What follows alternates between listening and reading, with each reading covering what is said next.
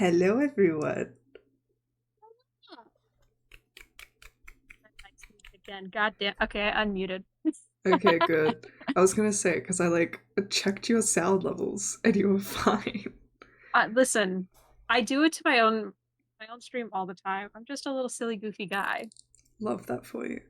Well, tonight we I went into the girlies chat and I went, "Is anyone free tonight? Because we don't have Dungeons and Demigods."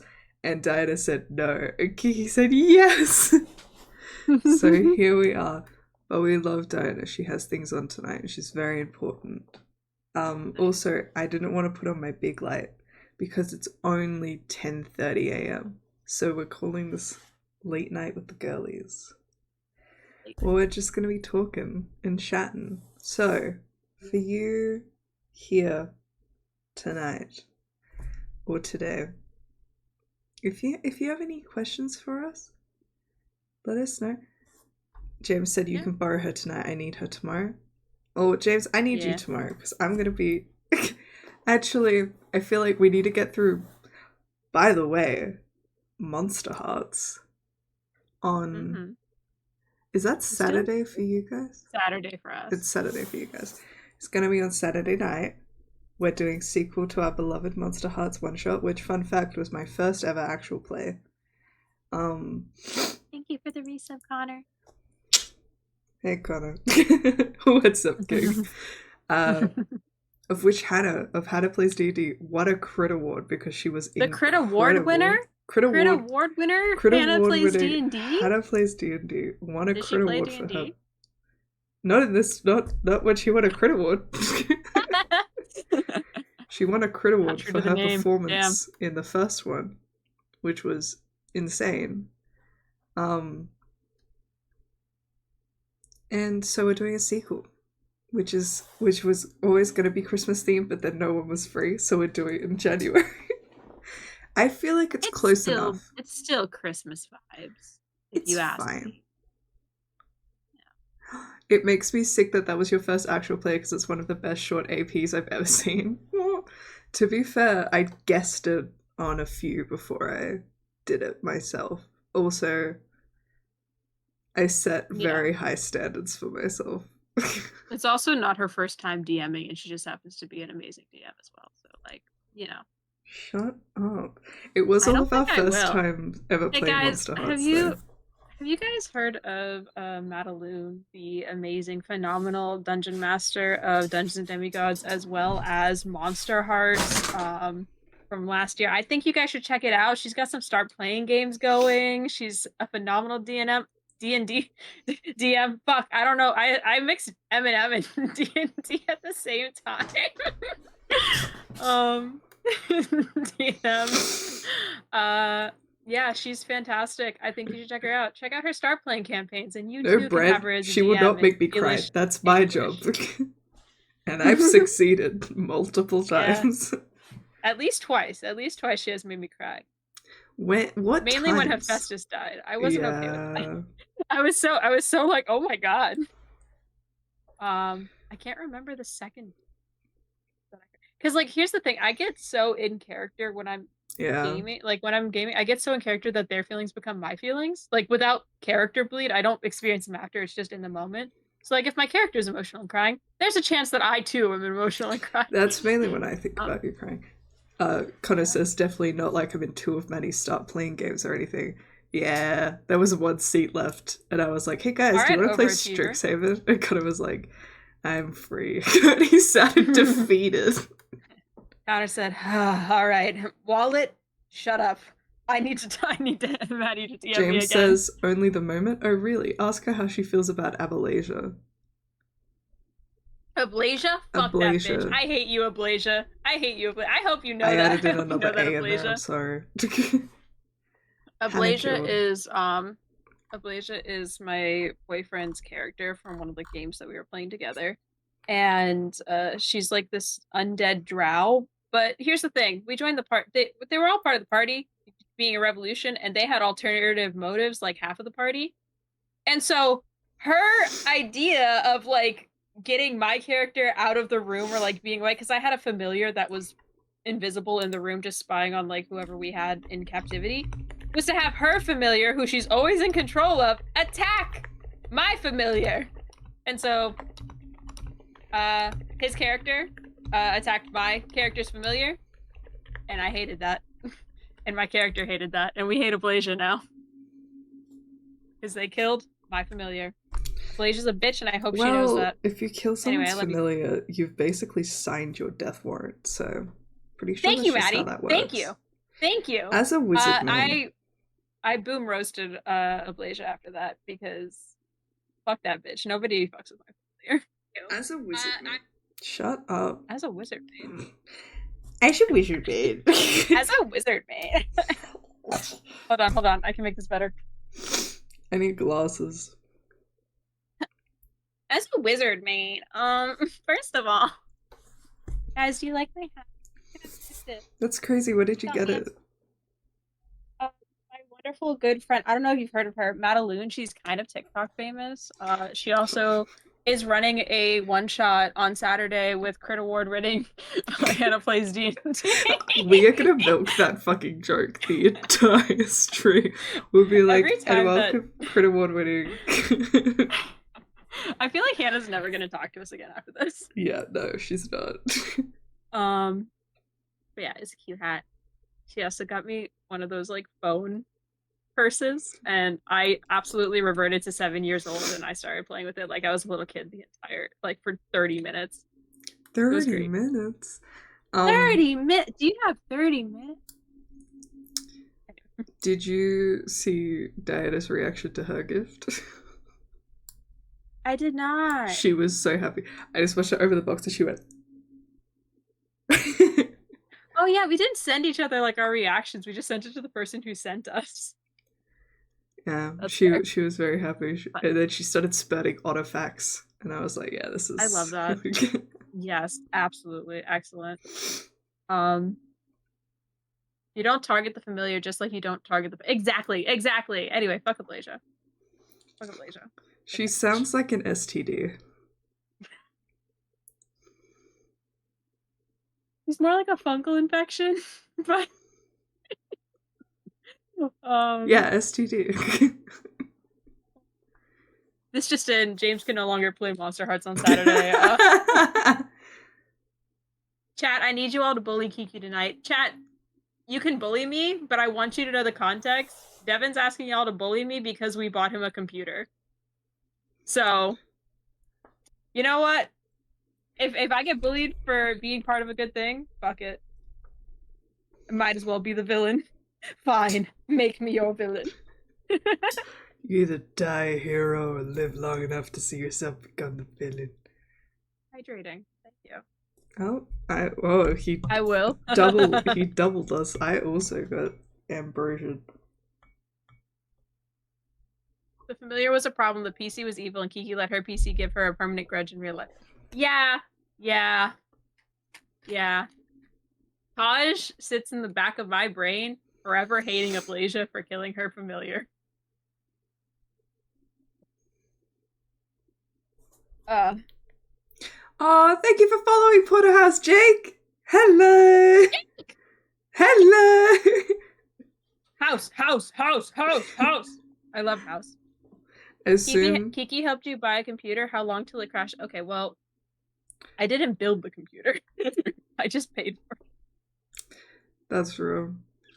For my makeup today, I'm not wearing any foundation or anything. You guys can't tell because I have so many lights on right now. But I just put on like eyeliner and blush and bronzer, and I feel so pretty right now because I looked and I was pretty. Just like, thank you for lurking. I didn't think you were wearing makeup. I'm wearing eyeliner. Well, like, aside from that, I didn't think you were wearing any makeup because you're just so naturally beautiful. Oh, Jesus, that's not helping. But, yeah, and I put some immediate, oh, Jesus.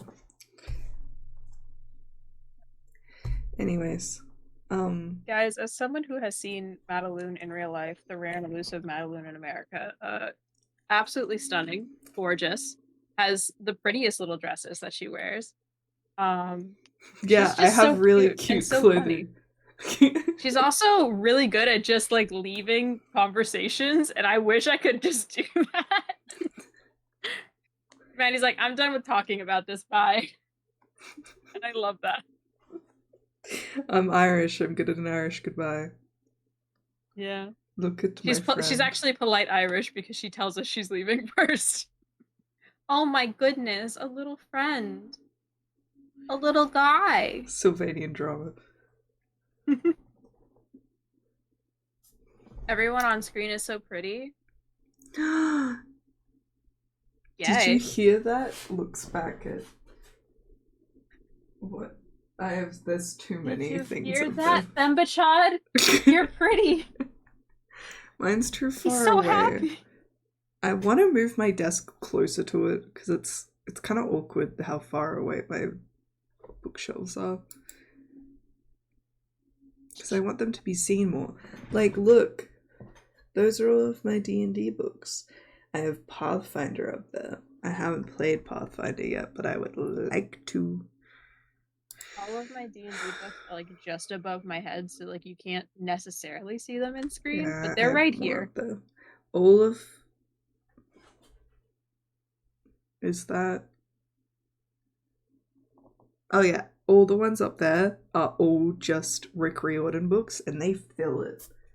It's Hell like yeah. Percy Jackson. I Guys don't will have like this. Jackson books in here because I would not have the room for them.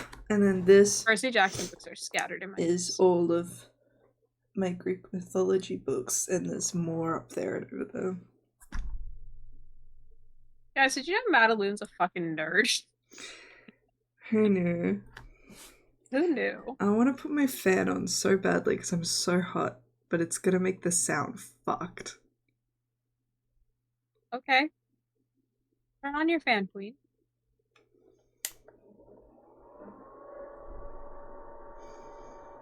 Does it sound bad?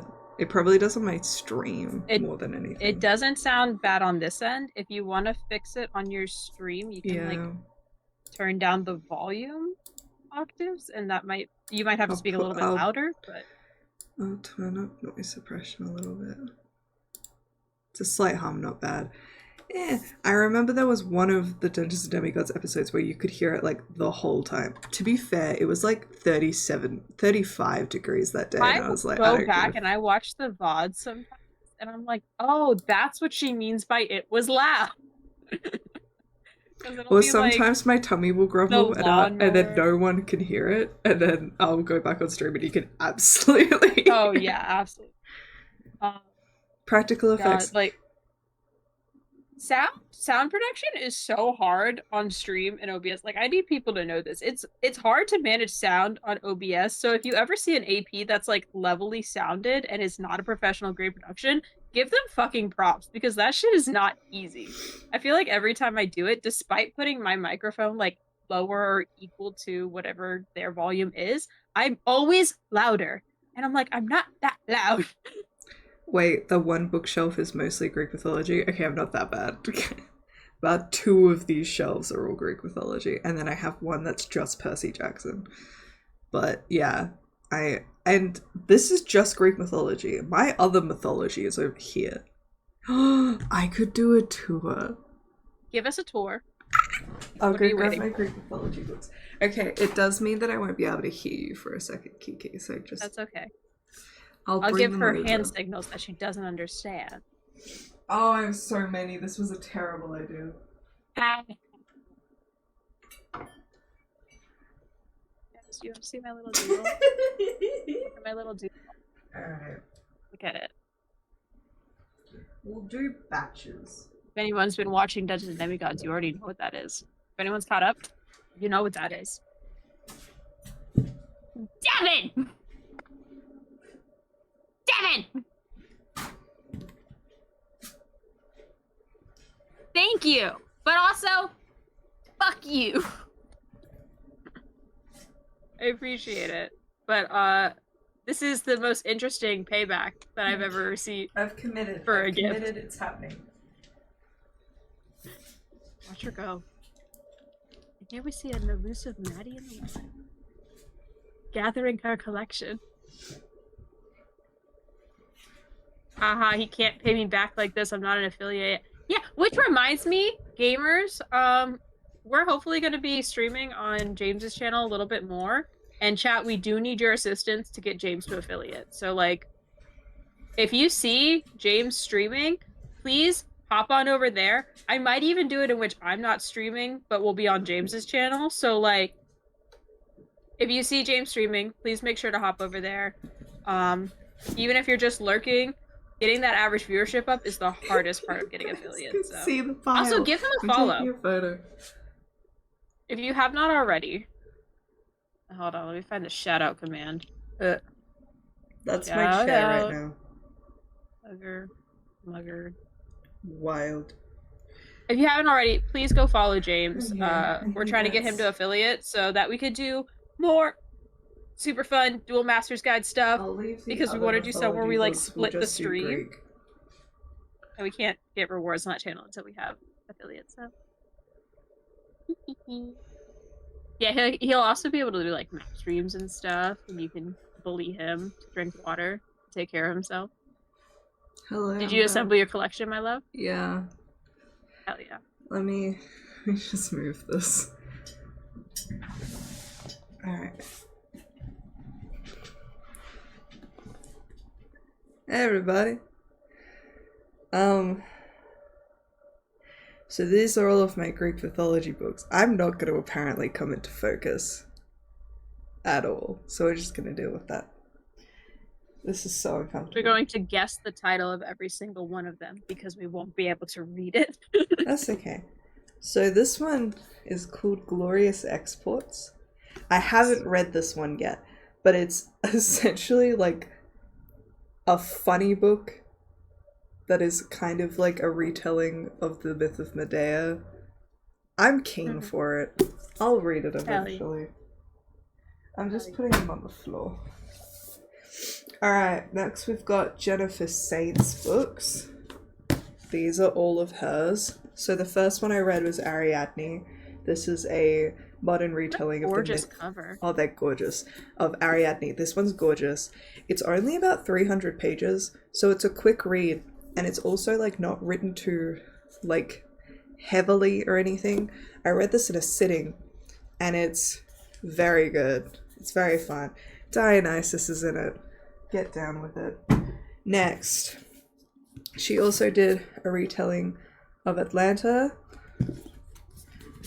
of Electra, and of Mother Hera. I haven't read Hera yet. I'm keen to.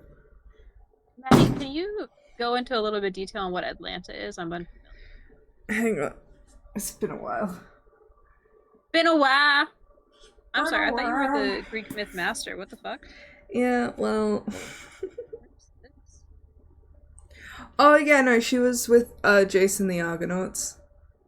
Got it. Yeah. Understood. Stephen King. Stephen Fry, Jesus Christ. Fuck Stephen Fry's views on trans people, but look up Mythos, OG icon. We have Troy, which I have read, and we have his recent Odyssey, which I haven't read yet, but I will, because I love Troy. Okay, then we're gonna have a good stream. Natalie. James and Kiki says everything, guys. Yeah. We love you, bitch. Next we have Natalie Haynes. She's great.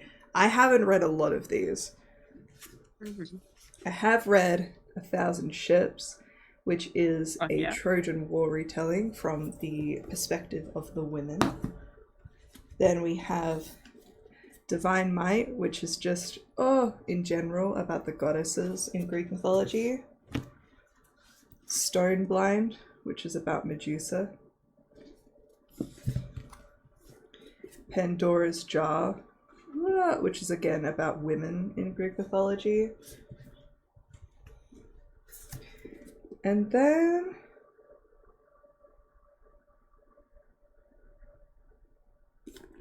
The Children of Jocasta, which I got recently. Oh, it's about Oedipus. Alright. That motherfucker.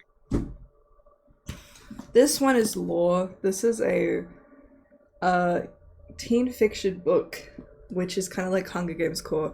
It's not good, but it keeps you going. It's like and the how Hermes is written in this book inspired my depiction of Hermes in the campaign.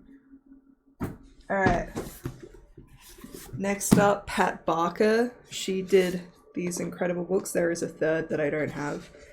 Silence of the Girls is a retelling of the Trojan War from the perspective of Briseis, who is Achilles' slave. And it is harrowing, as you can imagine. You read this after you read Song of Achilles and you're like, Achilles, you read this and you're like, fuck Achilles, he can choke. I think the iconic Duality of perspectives. Yeah, the iconic quote is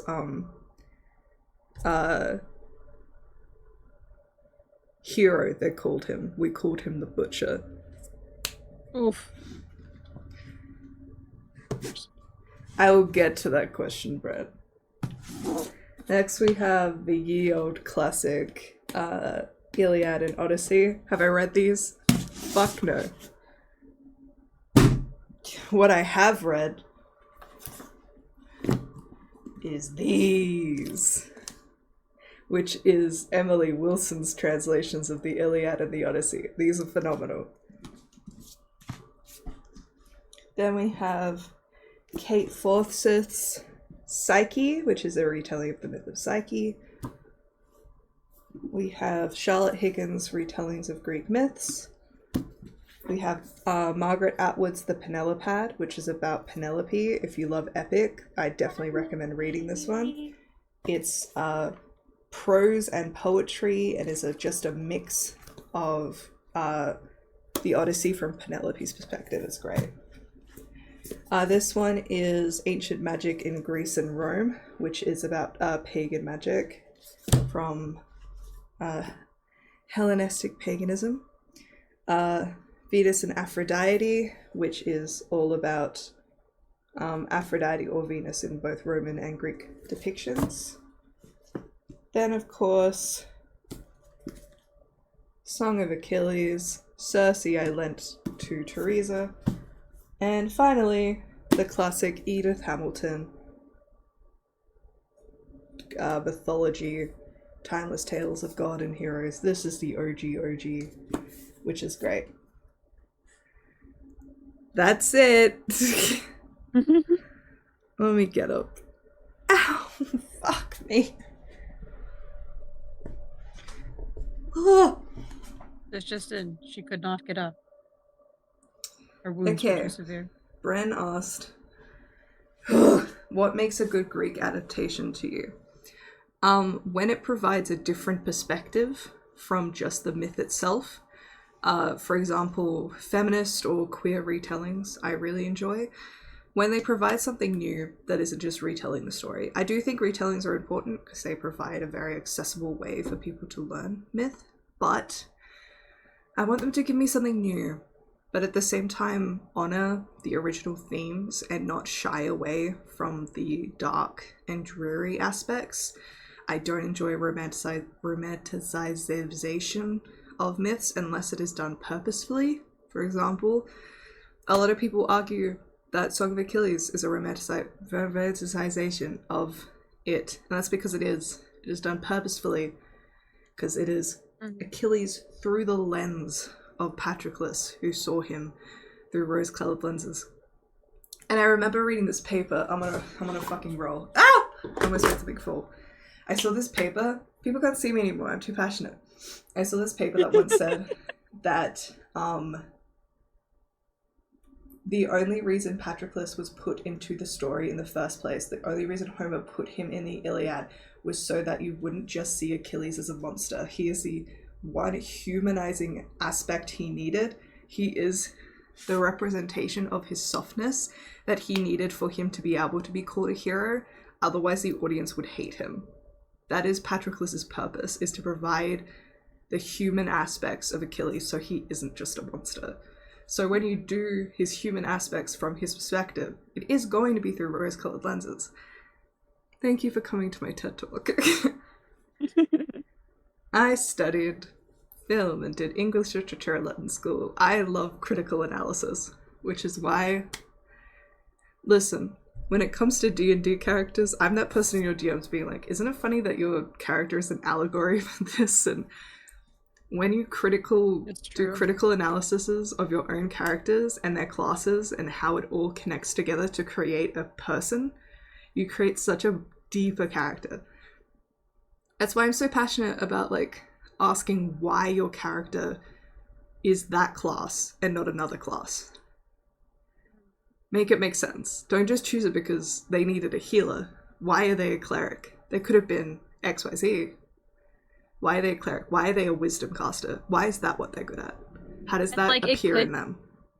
it could even be like you like the first reason could be, oh well, we needed a healer, but then like you need to go deeper into it. It's like, why did they then become a healer? Like your base reason can be just as simple as I needed a healer, but now it's like, let me reverse engineer this bitch and be, why did they become a healer? What happened to lead them to this? Was their family full of healers, etc., like that? Exactly. I love. And I like looking at each one of their skills and deciding why they are good or bad and how that appears in their everyday life and how they interact with others. Like if they have low charisma but high intelligence, does that mean they just like constantly need to feel like the smartest person in the room without picking up that it's pissing people off? Or if they have high charisma but low wisdom, are they really good at talking to people and getting to know them, but they don't exactly understand how they are good at it and kind of end up accidentally hurting people or bringing them to their side because they just don't pick up on the people around them and are so focused on themselves. Ugh. Anyways, that was fun. Yeah, English lit students in the chat. I just want to say, do you know that chick on Twitter who did her PhD on the ethics of smell in literature? No. Okay, this was so iconic. So, she posted like, I just got my PhD, yay! And then the paper itself was on like the ethics or the politics of smell in literature and how it portrays like different assumptions about people when you talk about smell. And it went viral because people were hating on it and being like, Jesus, this is what our fucking tax money goes towards. Like, English lit is nothing, blah, blah, blah, blah, blah. But because it went so viral, her thesis is the most read thesis on the planet because so many people read it. And it just started a whole conversation about how important English literature is as a subject. I think I tweeted about it and said that, like, English literature is such a privilege to know because it helps you understand and break down the language of the world around you, including propaganda and anything that's trying to be used against you, that you are able to, simply by knowing history and knowing language, you can so better understand and empathize with everything that's happening all the time. It's so important. Agree. Like there's like when people go around and they're like there's a lack of media literacy in this country, or like there's a lack of media literacy since the pandemic or whatever, like it's not an exaggeration. It's quite honestly true. We have a lack of media literacy, and it's a really big problem because if you don't have media literacy, you really can't understand the world around you, whether it be in written text or just in life experience. Like you need to have the ability to comprehend not only what you're reading and like what content you're digesting, but also just like the world around you, literal life experiences. You need to be able to digest them, and you need to be able to do so in a healthy way that not only considers, how am I feeling about this, but why am I feeling about it like this?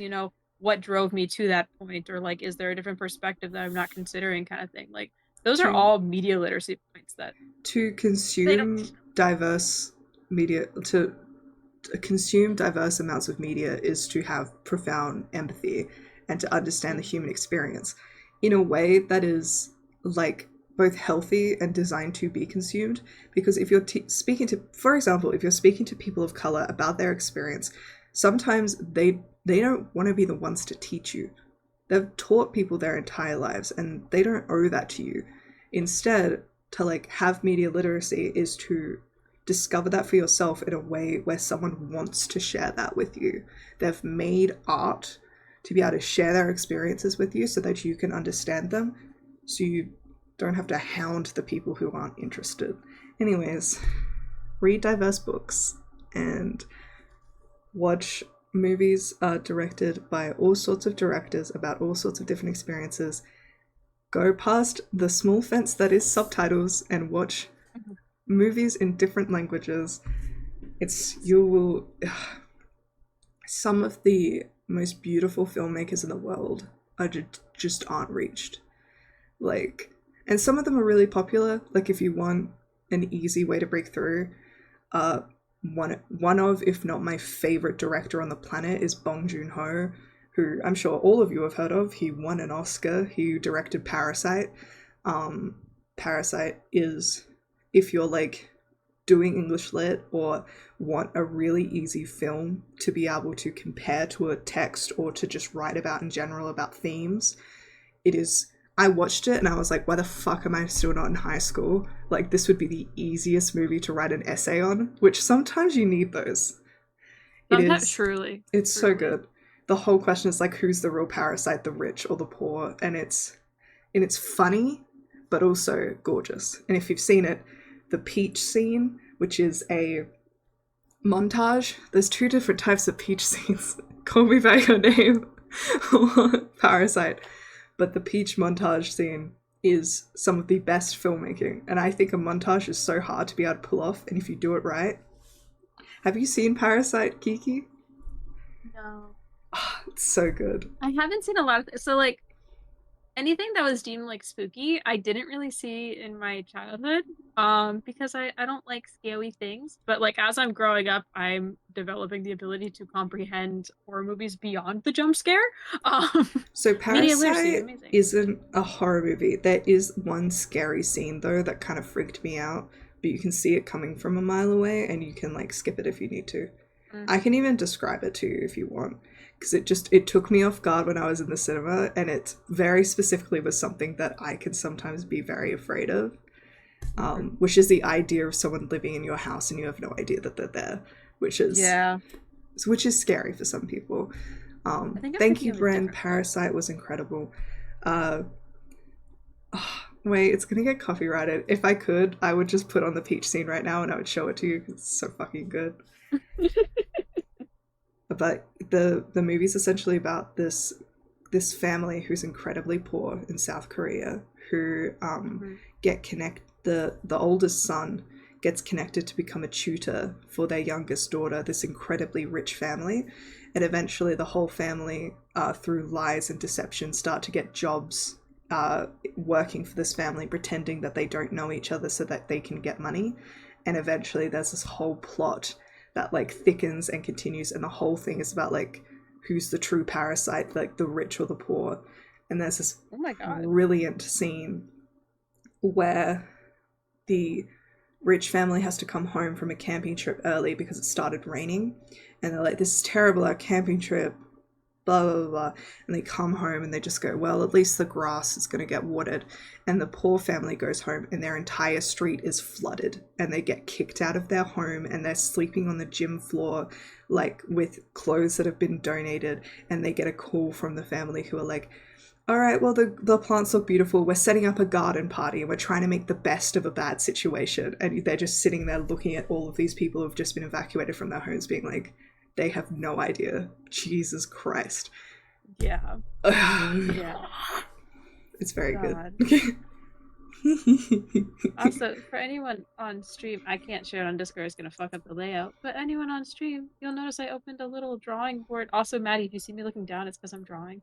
If I'm just gonna keep you see me, I yapping do a about little drawing film. board on the side. If you're caught up with Dungeon Demigods, you already know what this design is. But if you're not, get caught up. What the fuck's wrong with you? What Anyway, is it? What is it? What is it? my Shayla. I've seen it. My Yeah, you've Shayla. seen it. My Shayla. Um, yeah. And then last night, I also tweeted about this. Kiki, I wanna give you like a little list of some of my most favorite movies for you to watch. Then That and these are like newer movies. They're kind of like the Oscar baity movies where a lot of people haven't seen them because they kind of like think they're going to be boring, which for most of the time is correct, but some of them are just gorgeous. Is this movie called The Holdovers, which won Best Supporting Actress last year, and it is a mixture between Good Will Hunting, Dead Poets Society, and like A Secret History all in one, mixed with like the warmest Christmas movie. So I cried harder watching it the second time than when I watched it the first time. So on the surface, it is hilarious. It is laugh out loud funny, but it is about this very grouchy teacher who teaches ancient history at an all boys boarding school, and he's told to look after the holdovers for the year. The holdovers, the students who don't go home for Christmas and I have to think I saw stay. like the trailer for Yeah, this. and it's set in the Yeah, 1970s, and they have to stay at the yeah. school over Christmas time. And it's essentially about these three incredibly hurt, lonely people finding comfort in each other over Christmas time. And it is so funny and so heartwarming and so beautiful. It's just, it's I just finished watching it and I was just like, oh, I can't put into words how much I adore that movie. But my favorite little tidbit is that so there's like the three main characters: the grouchy teacher, Mm. one of the students who's like a troublemaker, and then the cook who just lost her son in Vietnam, and it's her first time spending Christmas without him. And so they're all together at the school, and the kid is phenomenal actor, and they couldn't Mm. find someone to play him for so long, and then they'd picked out where they were going to film it at this school, and the casting director said, hey, why don't we let some of the drama kids audition, and they were like, yeah, sure. And then that's how they found him. He was just part of the drama school at this boarding school, and they were like, that's him. And then he got nominated for a BAFTA and went to the Oscars in a year. Fuck yeah. It's just so fucking I love when they find just nobodies, and now he's doing so well, but he is so good. There's this one scene where he like dislocates his arm, and the teacher's freaking out because he thinks he's gonna get fired if anyone finds out, and uh they're freaking out, and he's just like, you said you washed your hands of me, and he's like, I meant it metaphorically, and he's like crying, and he's like, of course you meant it for metaphorically, what were you gonna do, actually go and wash your hands? It's fucking. There's one line where the teacher just goes, I just want you to know that you are penis cancer in human form. It's brilliant. Watch it.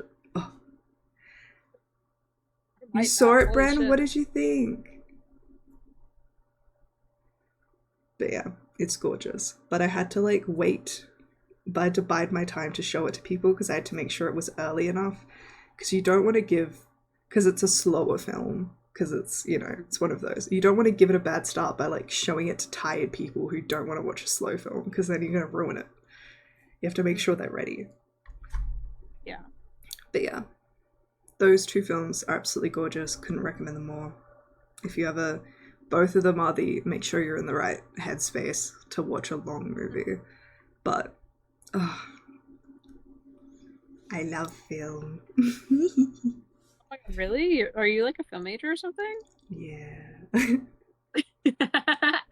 And then Oh my my God. other favorite was How do I every honk upon entry? You just did technically by honking. honk. Honk. Welcome in, Dawn to Dusk. How's it going? Yeah. So those two, and then Everything Everywhere All at Once. Those are my favorite recent films. So good. So good. James, check the Discord. Your baby mod is looking for you. All right. People in chat, do you have any questions for us? Do you have any topics we Yeah. can yap about? We can yap about Dungeons and Demigods. We can yap We about D&D. We love D&D. we can yap about the Um, Monster Hearts one shot. we can yap about Monster Hearts. I would offer to catch you up on what happened in the previous Monster Hearts, but I don't remember at the moment. I So kind of it was remember. over a year ago. It was. The good news is it's So all on YouTube. So it if you go on is. youtube.com/Madaloon, two D's, two O's, Double D you'll be double able to O. find it. Double D double O. Double D O 7. The Cherries Jubilee scene is so good, Bren. You are correct. Oh. I was reading the letterbox reviews and someone was like, I know everyone says this, but they don't make them like this anymore. It's so true. Bro, every time that I watch like a movie that's like from my childhood or before, I'm really sitting there like they don't make movies like this They anymore. don't make them like this It makes me anymore. so upset. Mm. I remember seeing a TikTok of this chick showing her toddler Studio Ghibli movies because she was like, all the other ones make her so overstimulated, and these ones are just soft and actually can communicate emotions in a way that kids understand and don't think that they're dumb.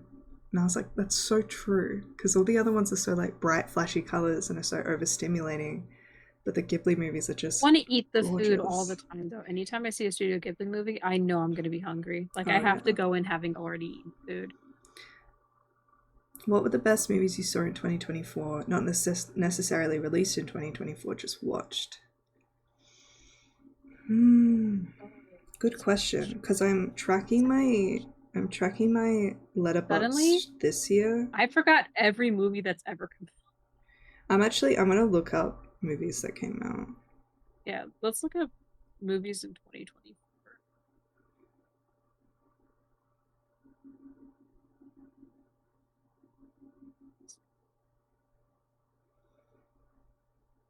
These are all like recent.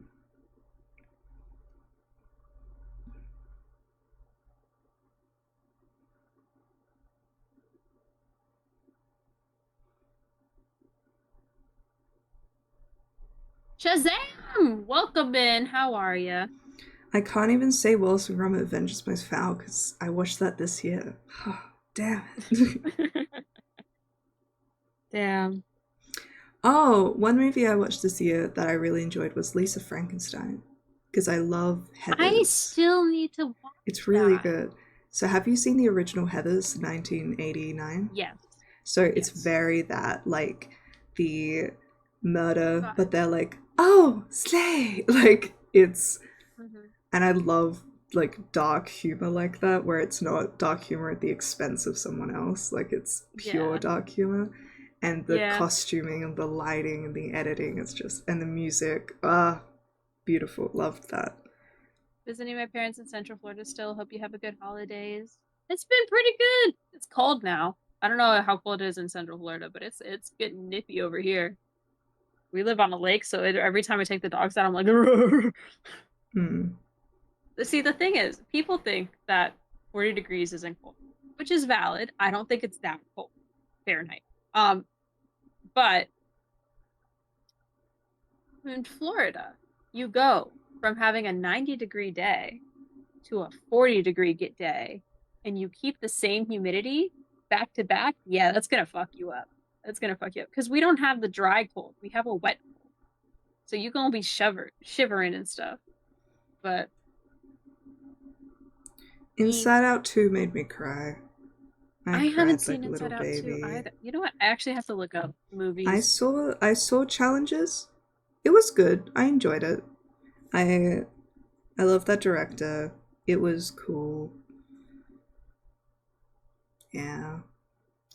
I'm trying to think of like older movies that The I watched Wild for the first Robot, time. phenomenal fucking I haven't seen that. phenomenal movie. Oh my God. I cried. Like that's not saying much because I'm a crybaby, but my dad cried 3 times. And my dad is a very stoic man. It's Hmm. hard to get him to cry about any form of content. But no, that one made him sob. Um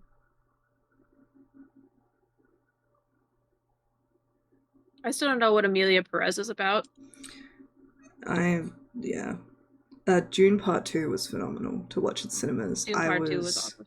like it was did you see it in cinemas? No, because I hadn't seen Dune 1 yet, so me and my friends did a watch party. When the fucking army of worms shows up, I was in the cinema like I was like, this is it. Ah. It was I just do love like you. watching Dune, any of the Dune movies in cinemas was a religious experience. Mm-hmm. That's all I Mm-hmm. gave. Challenges was my best of the year. Didn't say a word while watching it. Anime Yappa. It was very good. It was very good. I think, yeah.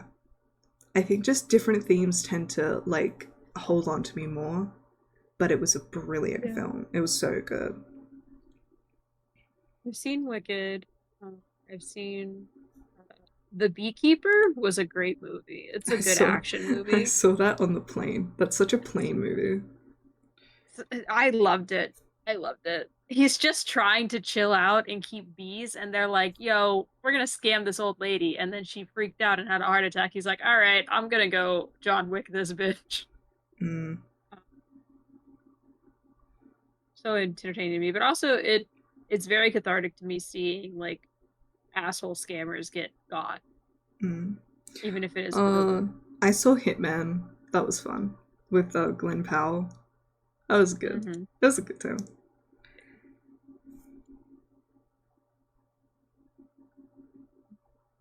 I watched Carry On, which recently came out on Netflix. I enjoyed it. Uh, Nothing too spectacular, nothing like too bad about it. Oh, fucking me and James watched this movie a few weeks ago. I think it was called like Subservient or anything. It has Megan Fox in it, and it's like Detroit Become Human, but in the Ooh. weirdest horny sense possible. Um, like you have a robot maid that looks like a human, and like here's the thing. I saw that the mom was out of the picture and I thought, oh, she passed away. No, the mom is in the picture the entire time. She's just sick, so she stays at the hospital. And this robot's trying to fuck the dad for no reason. She's like, I'm taking care of you. And I'm like, this is uncomfortable. Yeah. Beetlejuice. And he's Beetlejuice like, was this is fun. uncomfortable. Beetlejuice was a fantastic time. I thought it was a brilliant sequel. Like it did what it Yeah. needed to do, and I was happy about it. Mm-hmm. A It was quiet true to sequel. A Quiet Place Day One. Did you see that? The prequel. It was good, but there was one aspect they could have changed that would have made it so much better, and it was frustrating me the whole time. It was essentially like there was one little storyline that they kind of breezed over, but if they'd focused on it a little more, it would have made one of the emotional moments so much more impactful if they'd focused on it a little bit more because the payoff wasn't as good, but it was still great. And I watched it in cinemas, and I'm a baby with jump scares, so I was like freaking out the whole time. I saw Deadpool and Nosferatu, it Wolverine. was really good. Watched Deadpool and Wolverine. I really liked it. I was Maddie hates it. I hate it because they made it during the fucking writer's strike, and Ryan Reynolds just wrote the whole thing with a bunch of producers. And I just know it would have been so much better if they'd had writers. I And think they did.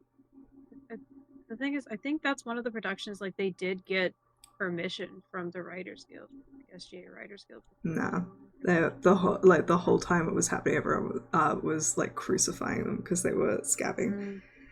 They were like one of the main scabbers, but because if you looked at like the list of writers, it's just Ryan Reynolds and the producers. There's no writers.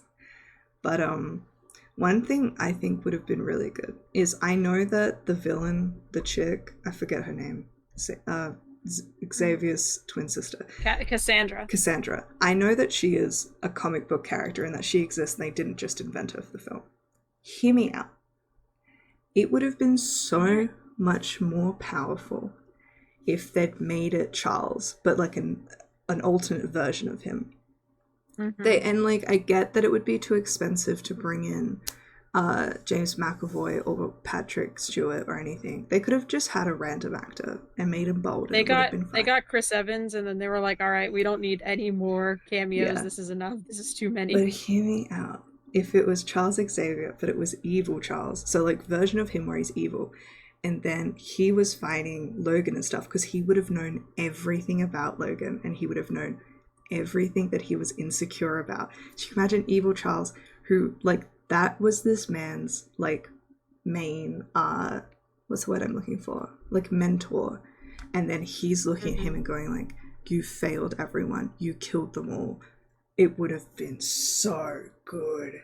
Not gonna lie, for that reason exactly, I'm kind of looking forward to, like, Marvel has fallen off the face of the earth. Let's all be honest here. It's gone downhill. But I am looking forward to Doomsday for that reason, just because, like, I I understand the controversy of Robert Downey Jr. playing Doctor Doom, but I want to see Peter Parker come face to face with Doctor Doom, which is Iron Man's face, and just be absolutely destroyed as he attacks him.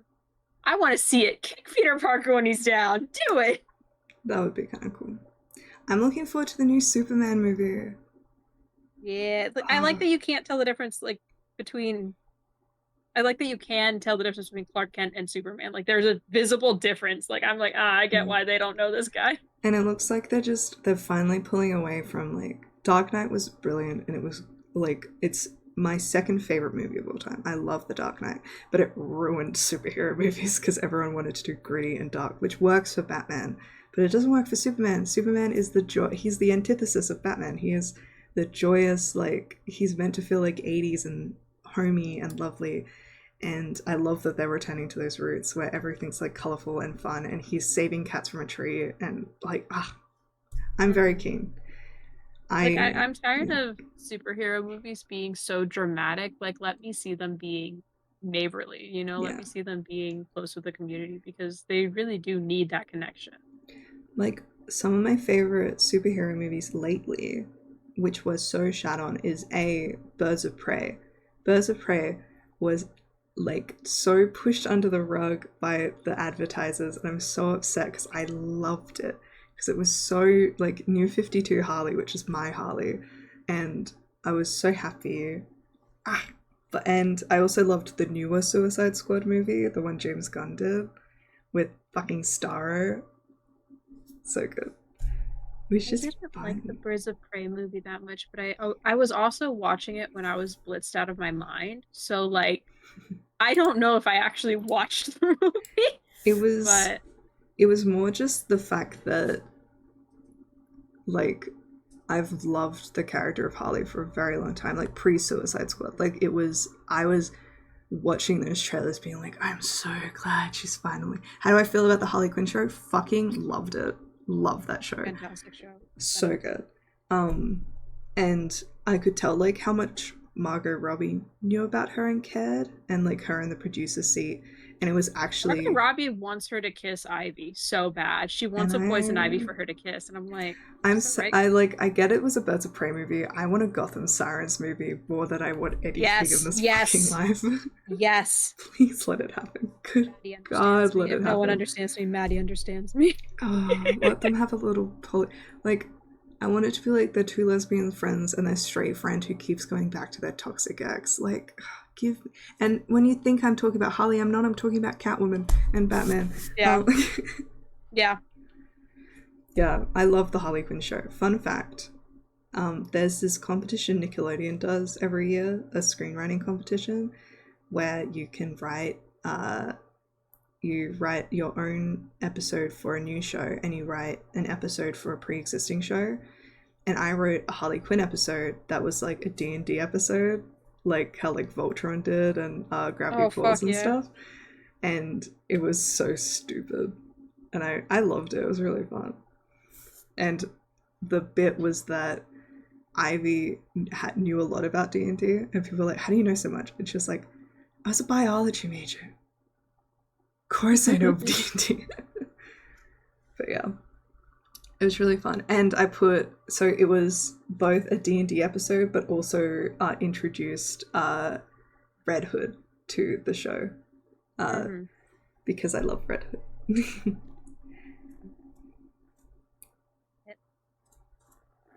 And I think the opening scene showed Red Hood's backstory, where he gets blown up and crowbarred by the Joker. And the bit is that, like, Joker's on the phone and he's like, so I put out a vote to the people of Gotham of whether I should kill Robin or not. What did they vote for? To kill him. ah, well, fuck it. Because in the actual comic, they put out a vote in the newspaper of whether Yeah. Robin should And die, they were and like, kill everyone him. voted yes. Yeah, I remember that. Yep. So I put that in there. And then as Batman's driving to save him, there's like a bunch of people celebrating in bars that Robin's gonna die.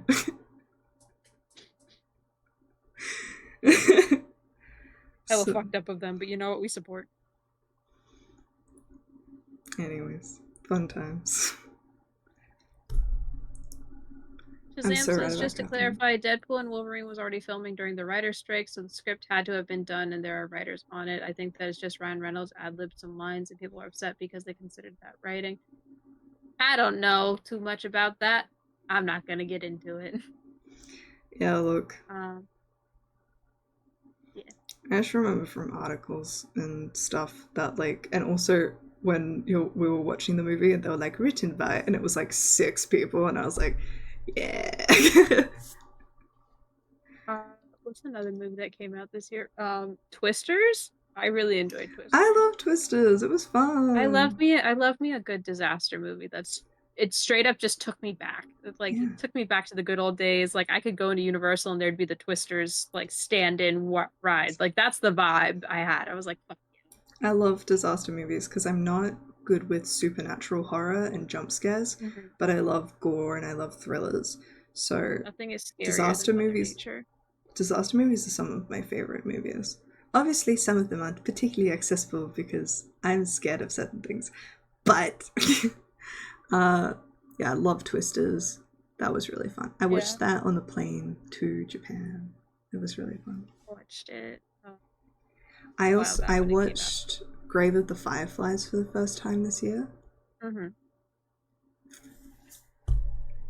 Holy fuck. I knew it was gonna be sad, okay? I knew because Yeah. everyone talks about how fucking sad it is. I watched Because it wasn't what I where is thought it? it was gonna be. Have you seen Grave of the Fireflies? No. Studio Ghibli movie. I cried a lot, okay? Yeah, how much did I Hmm. cry? A lot. Because I The meter knew a that it lot. was set in Japan during World War II. So in my mind, and I knew that someone was going to die, and I'd assumed it was going to be like combat or the bomb or something like that, and it wasn't. And that was the worst fucking part. Anyways, it was very, very sad and just profoundly anti war in a way that you don't get in a lot of movies. And it was profoundly anti war without being insanely gory and confrontational. Like, I Yeah. don't know how he pulled it off. Ugh. I some other movies that I seen. I watched Transformers 1, but I kind of like was in and out because of me and my friends were watching it. Um, it was good. A lot more violence than I was expecting for like a PG movie. Like that was crazy. Um, they basically obliterate half the planet. I was like, "Whoa, what's going on here?" Um, following that, I recently watched Hot Frosty.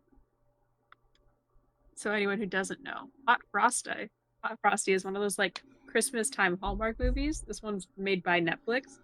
Is Um, that the one where they're strippers? no, Different one. though this they have the same actors. They pick from a pool of actors for these. It's like Um, MGM. yeah, basically, it's a subdivision of Netflix that is just MGM. Uh, but it was about this snowman that came to life via magical scarf or some shit.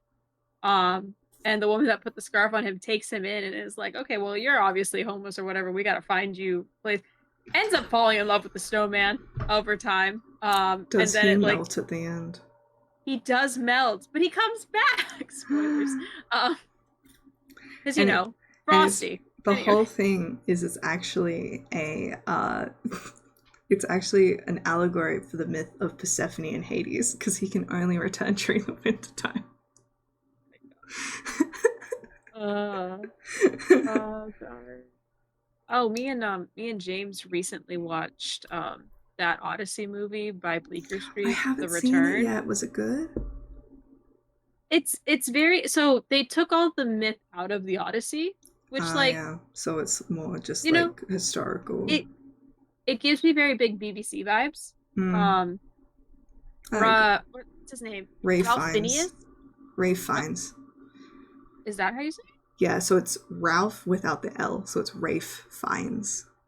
Ray Fiennes? Hmm. Fantastic, does a fantastic job as Odysseus. It's fucking Yeah, amazing. he's great. Um, I knew he was gonna do amazing. Honestly, like the build that he has, I was like, yeah, no, that makes sense for Odysseus coming back from 20 years out away from He home, 10 years was on the sea. he w- Still fit, but like skin and bones, you know? yeah, because by the time he returned back, he's kind of suggested between to be between 50 and 60 years old. Yeah. Um, but I Mm, I had more hopes for it. Like obviously I've been listening to Epic or whatever, so like I'm obsessed with that. I wasn't expecting it to be anything like Epic. I just kind of wanted a little bit more drama, I guess, in it. So like I feel like it had a lot to be desired, but it's definitely one of those like kind of award bait movies. Um, it yeah. had a lot of quiet moments. It had a It's lot of quiet more moments. of a character analysis than an epic tale.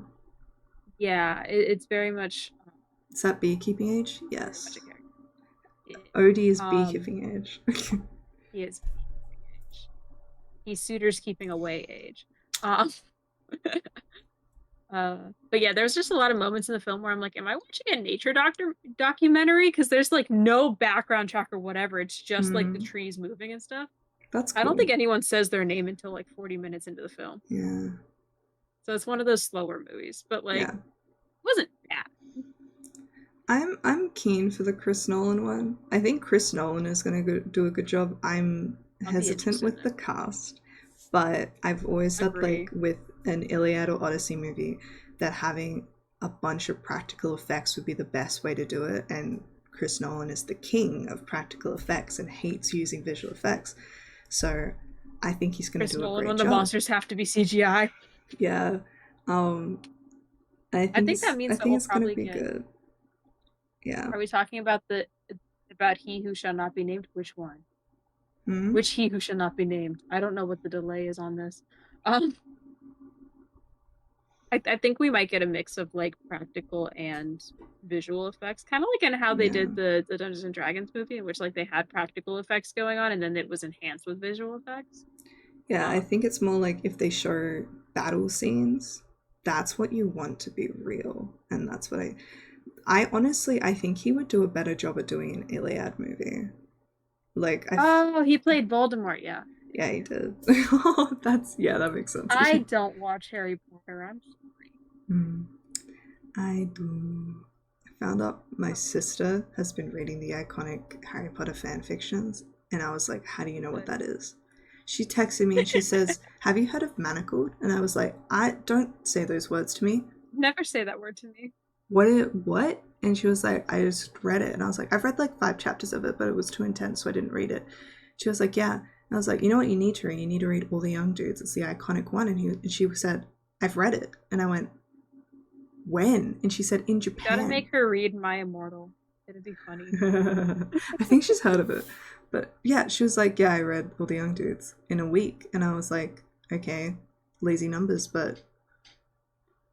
And I tested her. I was like, "What did you think of Grant?" And she was like, "Love Grant." And I was like, so, anyways, that was crazy. The movie that came out this year, Mean Girls, the Was that this musical year? adaptation of movie. I That thought that was this was year. last year. No, it was early this year. Hated it. Some of the songs were good. I Renee I Rapp did a great job. enjoyed it. I enjoyed it in that it was It was very camp and it was meant to be it was camp. just that Katie pissed me off too much. She ruined it for me.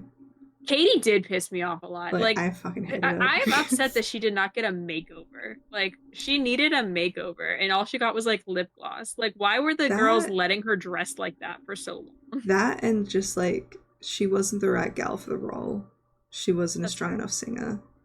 And it just because she's the main character, like and I agree, I wanted there to be more drastic of a change. Yeah. Because she did good for like Katie because she was very girl next door, but then they didn't give us Khan. Jake says, It was so but the bad. year just started. Get smart with me, wise guy. Wise guy. It was all very limp, correct. But yeah, and also they cut out all of Damien's songs. I wanted Damien's songs. Oh, while we're on movies and stuff, uh, did you see that they're potentially making a fourth Mummy with Brendan Fraser? No, I didn't. That's so I've cool. seen a lot of rumors about it. I don't know if they're confirmed. How do we feel about that? If Let's be honest. he, How do we? I want him to be the one who's leading it and wants to do it. All I'm saying is if, unless Evelyn's not a part of the story anymore, they should not have anyone else play Evelyn except Rachel Weisz. I Yeah, don't want she'd do it. anyone else. She's still acting. She is I think so, yeah. expensive, but so is he. Yeah. I think he might be a little bit less expensive because he took such a long break. But then Yeah. when he came back, everyone loved him. So like, And he got his and he price. got nominated for an Oscar. Like he's doing well. He's such a sweetheart too. Yeah. I want him to have I want him to be like a producer or something. Yeah. Um but This I is also feel not like infinite yeah. talking, Oh, Greta Gerwig is doing the Chronicles of Narnia. Oh, I'm keen. I think I'm that's gonna be keen. really good. Shit. Greta Gerwig does a phenomenal job with her Yeah. movies. And she's so like every movie she's done has been like so different from the last thing that she did, but all of them Mm-hmm. are good. Like that's kind of fun. Very cunty. You I love only it. got interested in the new Narnia because it's her. Correct, because she's great. She has yet to flop, and I think like now that the people with the money trust her more and more, she gets like more and more freedom and has to fight less. But she also will keep fighting for what she wants. What I'd want is I'd want the kids in the Narnia movie to be unknowns Yes.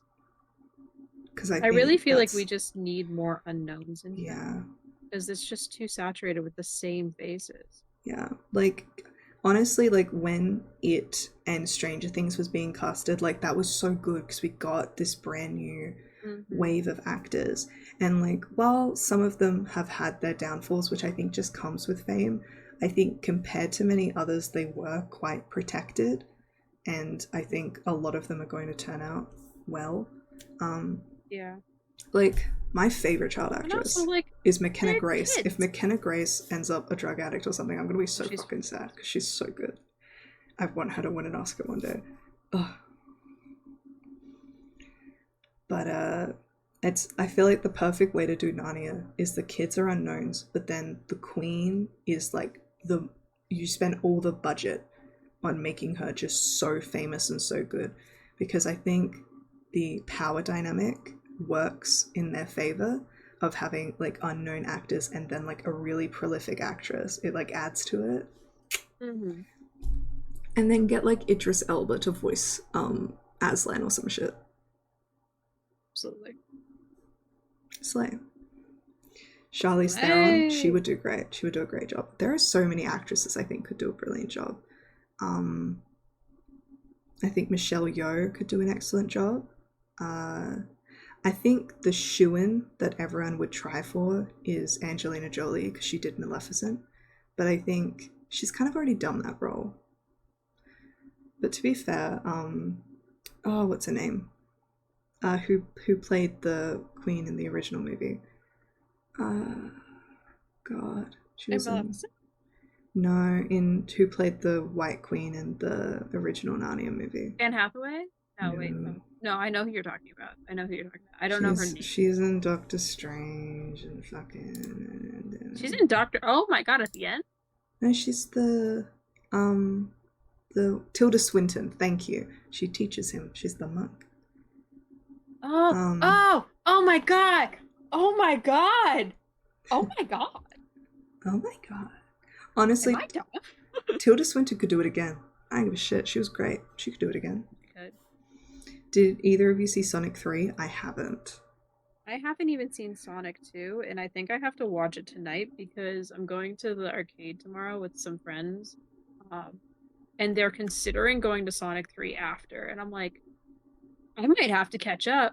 But also, one of the people in it is like, yeah, I'll go, and hasn't seen Sonic 1 or 2. And I'm I've seen Sonic 1. Haven't seen like, I Sonic think 2. you have to see the other ones in order to see the third. Can I say something? Do it. Sonic 1 was extremely similar to another movie, and in my mind, they are the same movie. Have you seen the movie Hop? Yeah, they're very similar. It's the same movie. One just kind of did it better, though. And it was Hop. Hop the fucking rabbit pissed me off. Yeah, yeah, because it was Annoyed the hell out of me. what's his face's voice, and it was Russell Brand, and he pisses me off. Yeah, it's Mm-hmm. John Marston's in both of them. It's literally the same movie. I'm glad I'm being D&D question. What's a character you've played who was the least like yourself?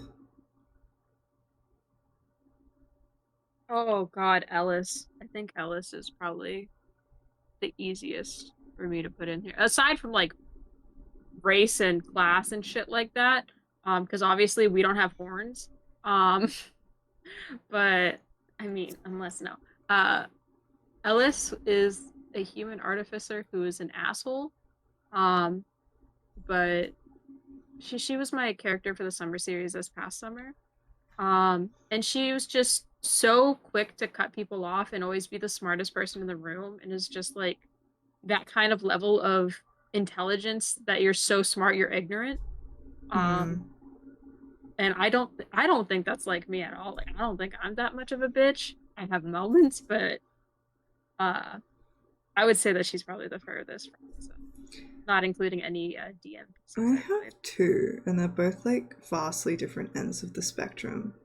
First would be Florian, which like people would joke, and it's like to me he on the outside represents like the id and the ego, Mhm. because he's like we're both extroverts, but he's very performative and very secretive, and I'm an oversharer. uh, and he has completely different values to me.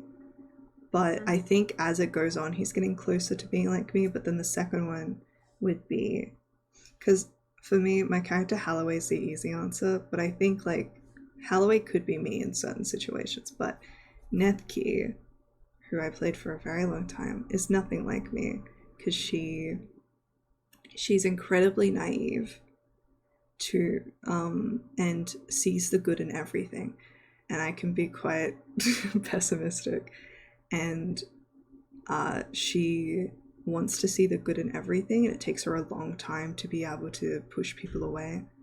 Not me. Not me though. Mhm.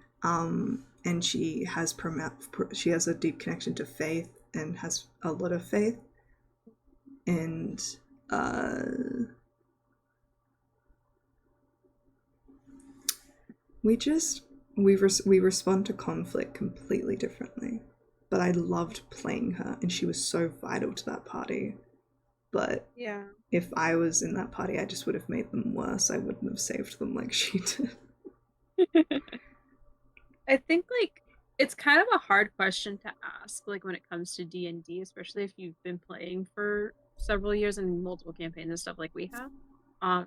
Just because at least for me, there's always going to be a fragment of yourself in your characters, whether it's like something they experienced in their past, a piece of your personality, your special interest is their special interest, like stuff like that. I always feel like there is a fragment of someone in their characters, because it makes it more natural to play that person. Um, I have several that I want to say aren't like me because they're just like naive little dumb babies, but also like I was that at some point, a naive little dumb baby. So, um, yeah, Yeah, I it's a purposefully interesting question. I purposefully try and make all of my characters as different from me as I possibly can. And they'll Mhm. start out differently, but then as they grow, they'll end up becoming more like me. if that makes sense. Yeah, I definitely have had that before. And it's like I'll build a character and I'm like, oh, this is nothing like me, and then we unearth the lore of that character, and I'm like, oh no, not again. I think the Um, character that's the most like me would be Fuelon, because I think a lot of the decisions he made in that campaign were decisions I would have made. Yeah. It's funny how that's how I think of it, of like I it's less of whether they have the same interests as me and more if we respond similarly to conflict, because I think that's what D&D is all about, is how you respond to conflict and how you interact with the people around you. But yeah, probably that. I always learn the most about myself from characters I think I'm making different from myself real. Which is going, thank God I'm not like that. Anyways. yeah. Iconic times. What's a character that you miss playing? Either a DNPC or like an NPC, or sorry, a Fuelon? PC. Always Fuelon. Oh, I I love was. Flaylon so much. It was just because it was so cut short with him, Yeah. and it was cut short in a painful way where he had achieved absolutely nothing in his life. Like everything he'd built had been taken away, and it was just such a devastatingly sad ending for him that I was like, oh, this could have been a little bit reversed, but he died before it could have happened. Yeah. It was so sad. And I loved his build and I loved playing him. Hearing you talk about him. And like the way you fucking made that spell book, bro. So, Yeah. I was showing James the other day. I was trying to go in like because I was trying to find the pictures of it and I was like, fuck, it's so far gone. Um but yeah, it's so fucking like Do you want to? I Maddie have says she's it not just talented. over She made there. a whole spell. Yes. Give us a tour. I'll step over my pile of books. Guys, look at how talented my DM is. Look at her go. She's so fantastic. She's wonderful. Okay, now everyone act like you hate her. Wait, hold on. Okay. So the other night. Yeah, so anyway, that bitch Maddie, The other night, I filmed a 10-minute video just on my phone, like not on TikTok or anything, of me telling his entire story because I'd realized I hadn't told anyone yet. And I was just listening to a song and remembered his story and was just like, holy fuck, this is so sad. He achieved nothing. And I was just crying. But yeah, here's his spellbook. So, for context, he is an Order of Scribes. That's his blood. He is an Order of Scribes wizard. that's his blood. Yep. And I made this after Wait, he did you died. actually bloodstain it? Yeah, I did it with ink. Fuck yeah. So, he was a Order of Scribes wizard in a world where magic was illegal, and his spellbook was a sentient creature who essentially taught him magic. So, his book was very much like if anyone found it, it would have been devastating because he was the third most powerful mage in the world when he died because of this. So this is his spell book. It has little dangly bits. Ooh, cute. This is the holy symbol of a god he pretended to worship so people would leave him alone. Okay. Solid strat. So we have the tarot card for the magician to start off with. And then this is the start. So this is the, hang on. I can show everyone the bits and pieces that I put in. So this is the last note he ever received from his mother before she got conscripted and then died in war. And it's just a shopping list. Written in Irish Gaelic because his country was we're saying allegory a lot. It was an allegory for Ireland. And then this bottom bit was a letter that he received from one of the party members during the 7-year break that he couldn't respond to because he spent all the campaign pretending he couldn't read, which was because he was pretending not to be a wizard, so he'd pretend to be extremely stupid, and that's how he got away with it. He was like, I can't read, I never learnt. High Riz Wizard. Yeah. The Rizzlard. And then the top note says, Tilia, one of the party members, destroy it. And they did destroy his spellbook after he died because he didn't want anyone to get their hands on it. And then this is a marker from the kingdom saying that he is allowed to cast magic because he helped with the revolution. So, first page, we have Mage Hand and Message. The campaign heavily relied on like symbolism and geometry. It was called sacred geometry, was the type of magic that was casted. So I made sacred geometry things for each thing. So you'll notice the cantrips have no circles because I did 1 circle per spell level, and this is obviously just the spell descriptions. Then this little note here says Niall, 3rd Street, 3 copper, which is a note for how he can get the components for that spell and who he can buy them from. Then we have Prestidigitation. This is a lesson plan for his students because he taught them all Prestidigitation. It's the easiest spell to teach. Then Shocking Grasp. I don't think, yeah, I had circled lightning because Scribe's Wizards can change the type of damage that it deals, so I always circled the damage type. Then we have a Wizard's Best Friend, which was a homebrew spell that I came up with, which is literally just a mixture between the Sentient Spellbook from Scribe's Wizard and Find Familiar. Literally all it means is that he can turn his spellbook into a familiar so that he can hide the fact that he has a spellbook. And it turned into an owl. And then this is a drawing that one of his kids did of Owl for him, and then has a log of the supplies of charcoal and a brass brazier and incense and stuff to keep track of. Then Featherfall is here.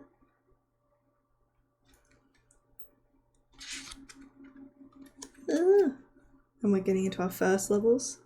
Oh wait, that was our first level. So yeah, you'll see 1 circle. So this is Identify, and he has a list of the objects that he needed to identify and then cross them out when he did it, because he had to take them back into his room and do it so the party wouldn't know that he's a wizard. Then Mage Armor, which has a little tag in it because he needs to cast it every day and has a reminder to cast it every day at sunrise. Then we have Shield, and don't think that has anything on it, but yeah, I always have written the somatic components as a little thing. And then Mirror Image. This one was a long one, so I just kind of wrote it. And yeah, 2nd level spell, so 2 circles. So, like, for what you wrote in there, is it just like the spell's description? Or yeah, just what you get like on. straight from D&D Beyond? Yeah. Hell yeah. And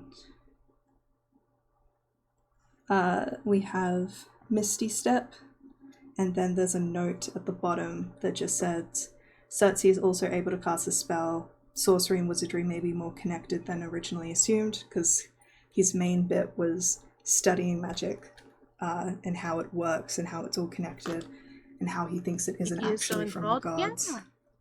I am enthralled. It's really cool. I fucking love crafts. Then we have a Scorching Ray, which of course has burnt edges from when he practiced. It also has notes about instead of fire damage using force or lightning. Then Counterspell and Dispel Magic has a bookmark in it because they're really important.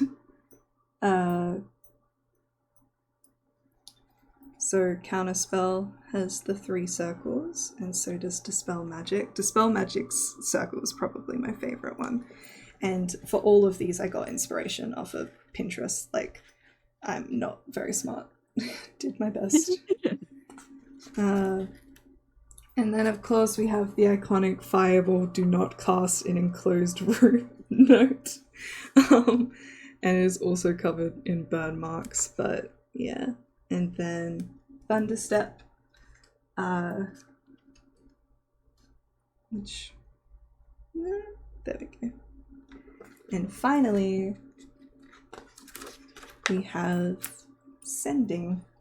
And you'll notice there's a bunch of tallies because that's him counting off the 25 words as he casts the spell. And that's so funny. Yeah. And he died sending someone, which is why there's blood on it. Oof. Oof. And that's his spell book. So after he died, I made this in a week. It took me about 40 hours total, I think. Kiki was there while I was making it. And I also included multiple letters, including the response to the party member, because he wrote a letter and then could never send it. So he had that one. And then, of course, his letter to the sorcerer in the party telling him that he loved him but was too scared to give him the note, so he discovered it after he was dead. Have you heard that letter before? I think I did. I think he shared it with us. Fucking once. Devastating. And I used a lot of Mitski lyrics because his playlist was like D&D. All yearning Mitski. But yeah, that's Phelan's spellbook. I hope your crafty heart enjoyed it, James. I absolutely loved it. Thank you. It was very fun. James, were you paying attention? She showed the spellbook. She showed the spellbook. Oh. Hell yeah. Yeah, it was very fun.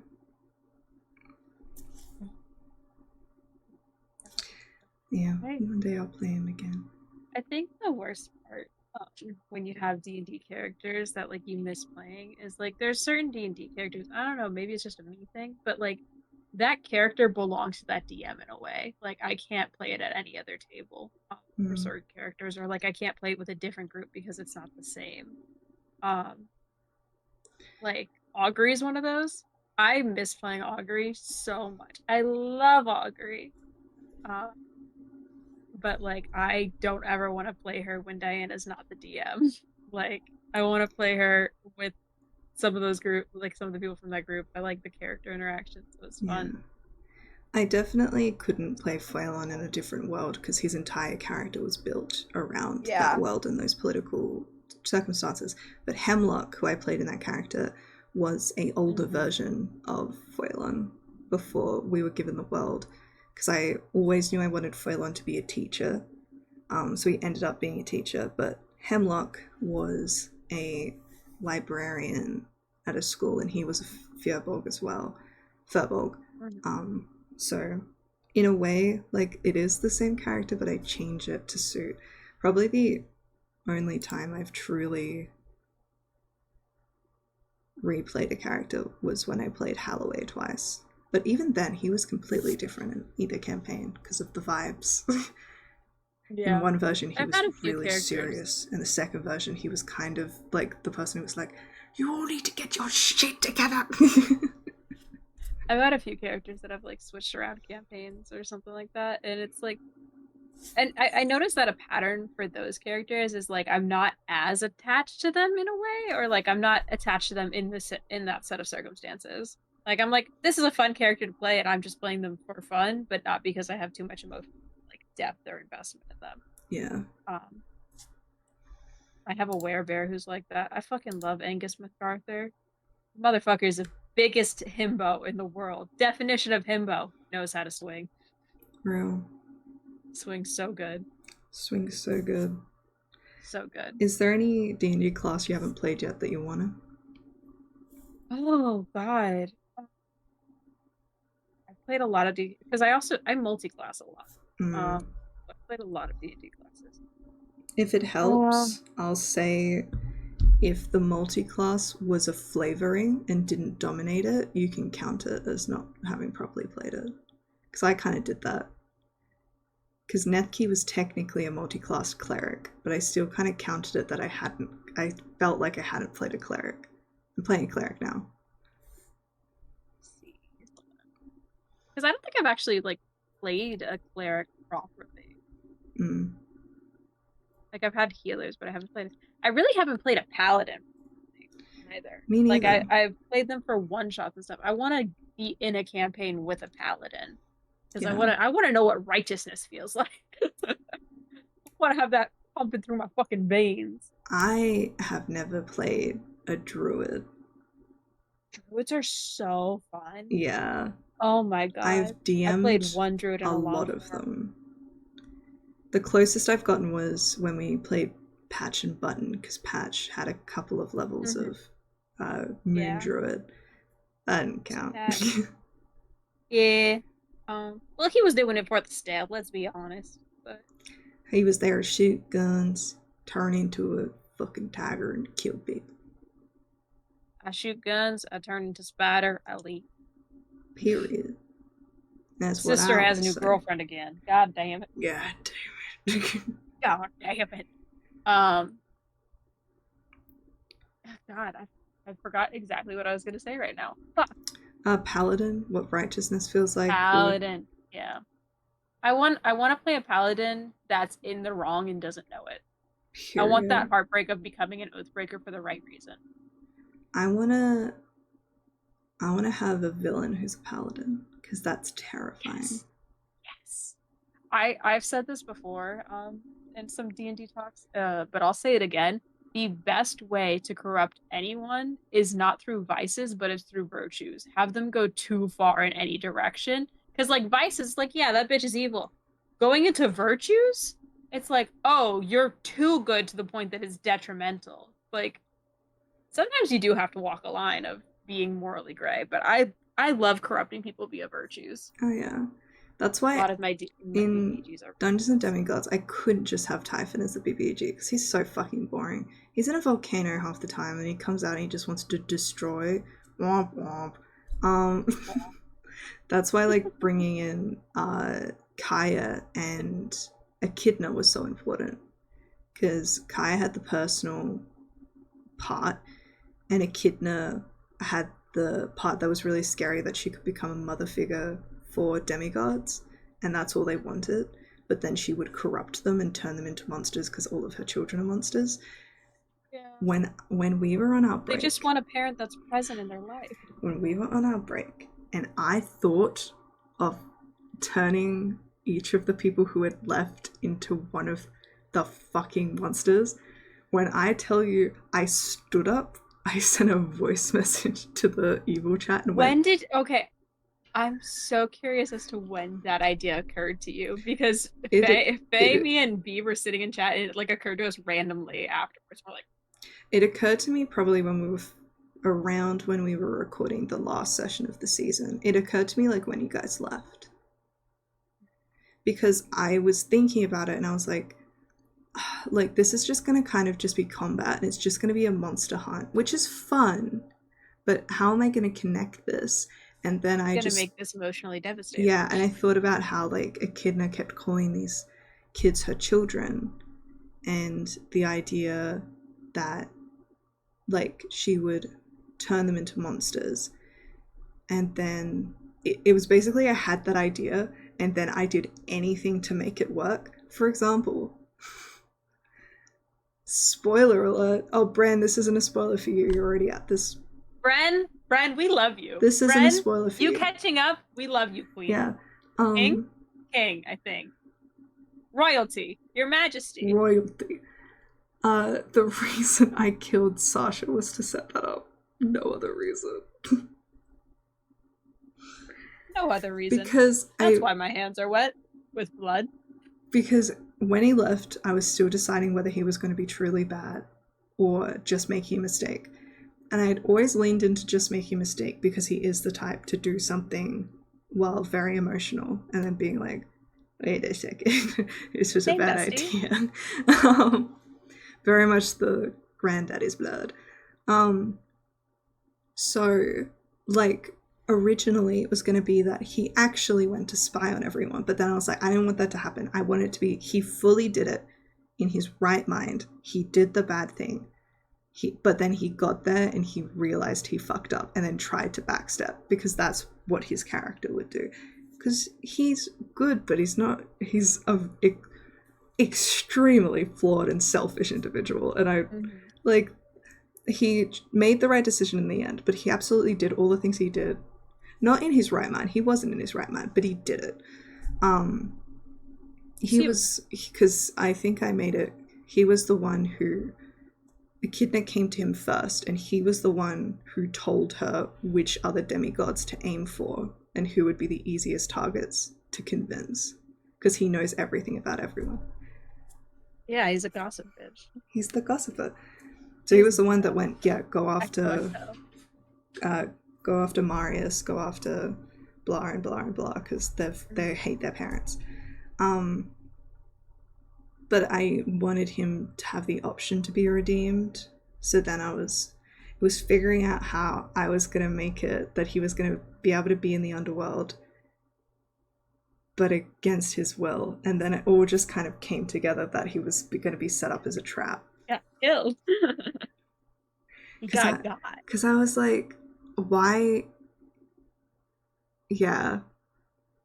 Because, yeah, and then just the fucking image that stuck in my mind for so long that I was so excited to be able to do was Marius, like, wrenching his jaw open before he was dead, putting the coin in his mouth and then killing him. Crazy. Yep. Anyways. Sent to Elysium, but not by choice. Nope. So, I want to keep playing it. I'm selfish. But I've had a lot of season. For anyone who isn't caught up, Jesus Christ, catch up. You gotta support us in this final episode. It's coming up in a week. Bren? Week today. You're doing fantastic, sweetie. We love you. Oh yeah, you're gonna get that, Bren. Bren's got it. Bren's got it. You've got 2 more to go. They're killing it.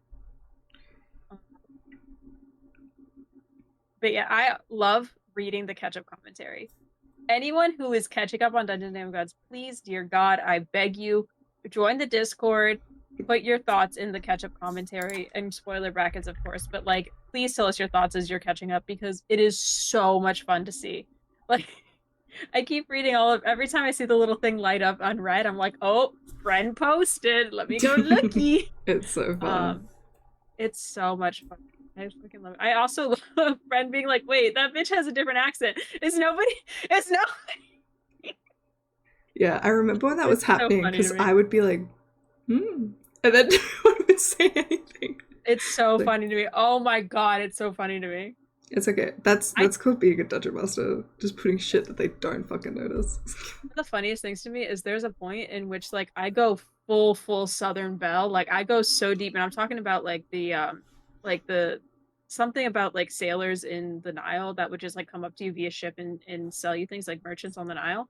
And I went so Southern, and Ree went, that is the most Southern I've ever heard you speak. And I went, yeah, that was in character, by the way. Never meant. We got there in the end. It took a little bit, but we got there. I don't think they've ever actually asked about that. It's fun though. In a way. But in a way. Yeah, it was with both Annika and Ostra's character. We had to kind of put in a little bit more work to kind of just put shit in front of you to be like, this is you. Go. Because we didn't have a lot of time to, like, slowly weave out those stories. So I was like, okay, we're going to put Damocles in here. We're going to put Odysseus in here. Also, someone's going to talk to you. I was like, bada bing, bada boom. Damocles. I think we were lucky with Annika that she slotted in very well and was very much needed and was part of the conversation. That, like, she made her own screen and speaking time easily without it feeling forced. I think was good. AKA a lot of people were in need of a love doctor. I love Annika. Yeah. And also her being connected to Sasha and going after Sasha, she was, like, easily part of the quest, and that always makes it easier.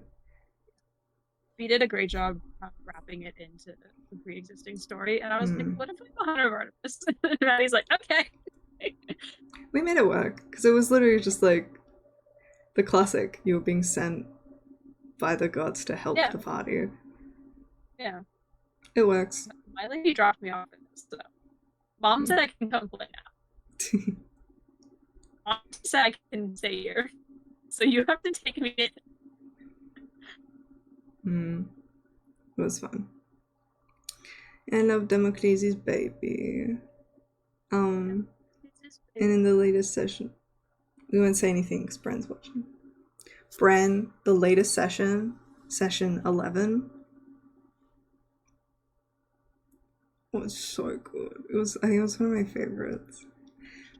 My favorite session of all time, which I always feel bad about because Justin wasn't there.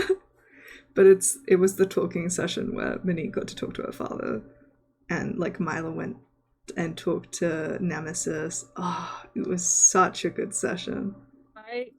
My favorite thing in season one was all of us talking to each other's parents without telling the other person that, hey, we talked to your parent. It's kind of one of those things where, like, hey, we talked to your parent, but they were kind of an asshole, so I'm not going to tell you about the experience.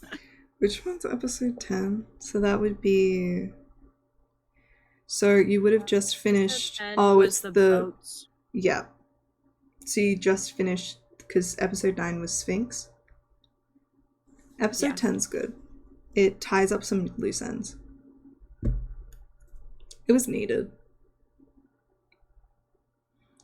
It was a good time. Gotta figure out when we're doing epilogue because I feel like we can't wait too long on it. Yeah. But also, like, I understand if you need a break. I think it, like, honestly, we could do like a week break and I'd be fine. Plus, it'd be kind of good to get it in before I start the next campaign. I agree. I think we should do it before we start. Why not? I'm like, I really enjoyed how much time we had to prep for Dungeons and Demigods, so Chains of Asmodeus isn't gonna start till probably March, if like early March, late Feb. Yeah, I find that it's easier to start in like the spring, like the beginning of the year for things, Everyone's just because really like busy. then you don't have to worry about. For example, the reason season 2 is so cursed, disaster season. Not in terms of D&D and Dungeons and Demigods is disaster season, but in the fact that the world towards the fall does tend to go towards natural disasters, earthquakes, hurricanes, tornadoes, that kind of shit. Don't forget to donate to the various sources with the LA fires. It's really devastating. I think especially watching like people from Critical Role losing their houses, and I just remember like how much they helped during the Australian bushfires. I hope everyone shows up for them. I was watching like TikTok earlier, and there was somebody from, I think it was either police department or fire department, and they were just talking, like they were literally just sitting in a house to get a breath, and they were talking about like how bad it is out there, and there's a sound like that stops them dead in their tracks, and they're like, I don't know what that was. They go to the window, and it was another house that exploded. So and I'm like, you could just feel how tired they are. Yeah. So I think with Australian bushfires, they are in the bush. Oftentimes they don't tend to get close to the cities. They can. Obviously it affects the small country towns and it's really devastating, but it's the fact that the LA fire is in the city, it's in the suburbs, is terrifying. Bren asks, how long do you think Chains of Asmodeus show will be? And I put this kind of when I was talking to the cast and everything, that it isn't going to be as rigid as Dungeons and Demigods was. It's going to be longer, for sure. We'll break it up into seasons to make it easier, but because it's a module and because it is high level and very much connected to like deep characters, and it's a long module, it's going to be a bit. I think if I had to guess, 20 to 30 episodes, maybe more. Not like Critical Role level, but longer than Dungeons and Demigods.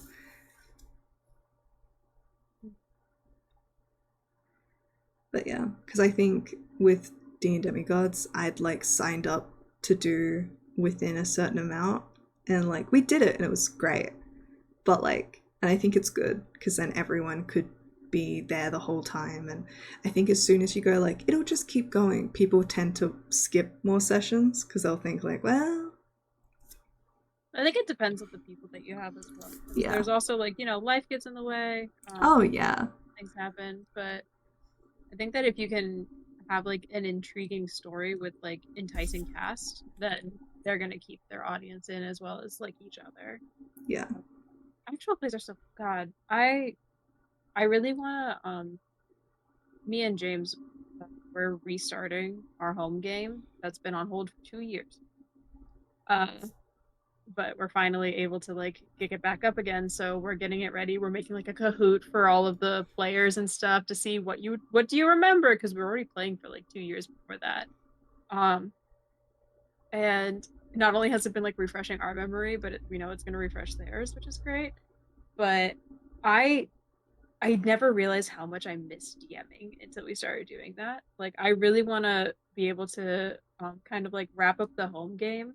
Not like rush it or anything, but like get that wrapped up. And I would love to do an AP um, with James where we're just like DMing for an extended period of time. Like, I miss DMing so much.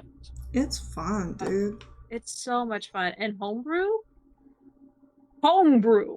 Fuck your modules. Homebrew.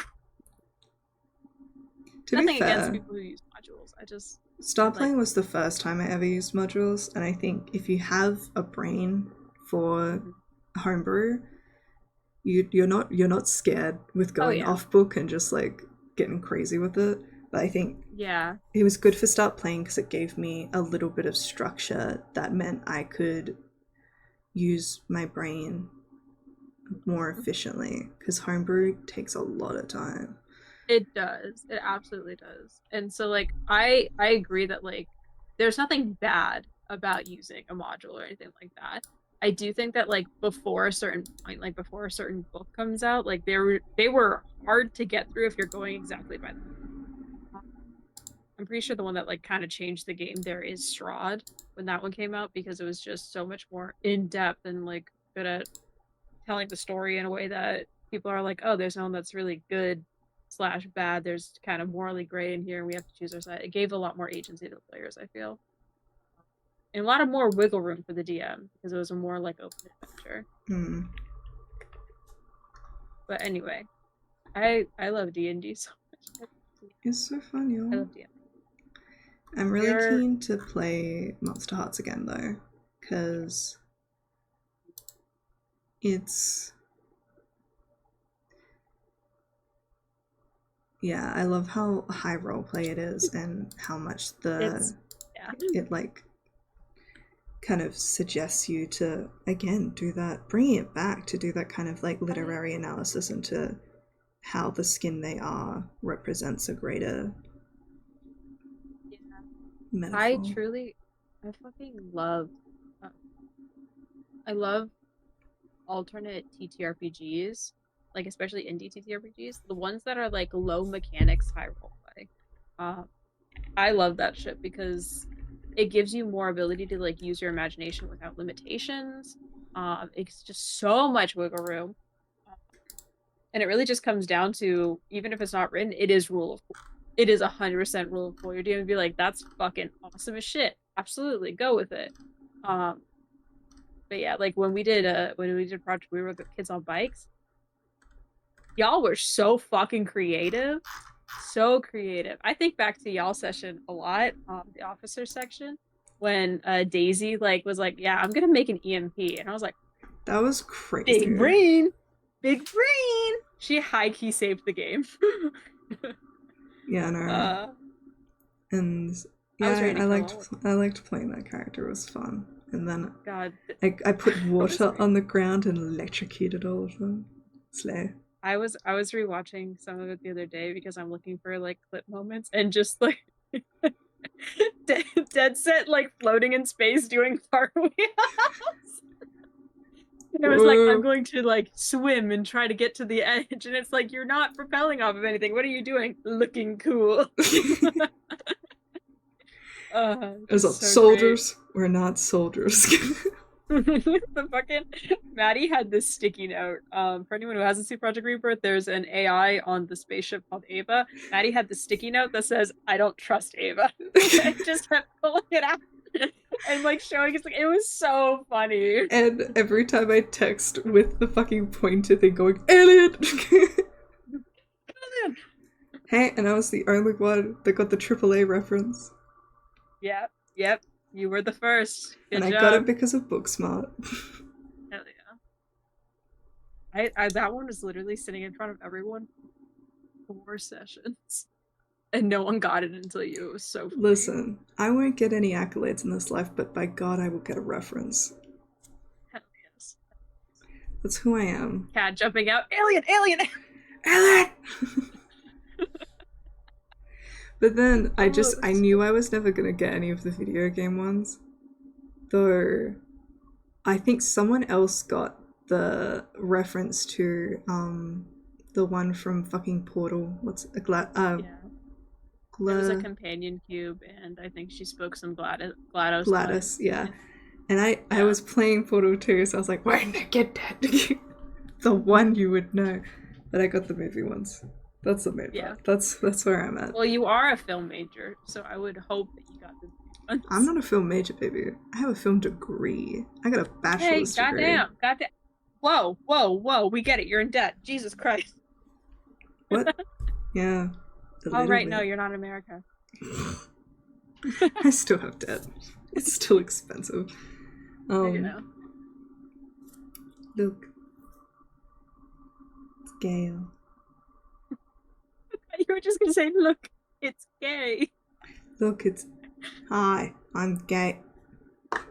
Oh my, I'm gay. What a deep. Hello. I'm gay. Hello.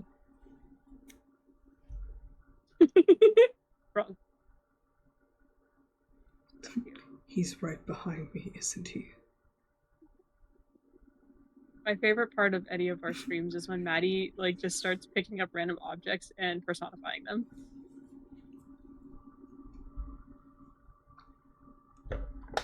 Oh, she's gonna pick up next. Oh, oh, Campus is coming to get you.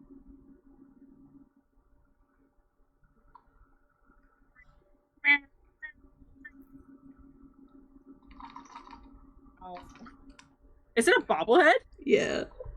Hell I was gonna put it in my car, but I keep forgetting. yeah. Or a dinosaur.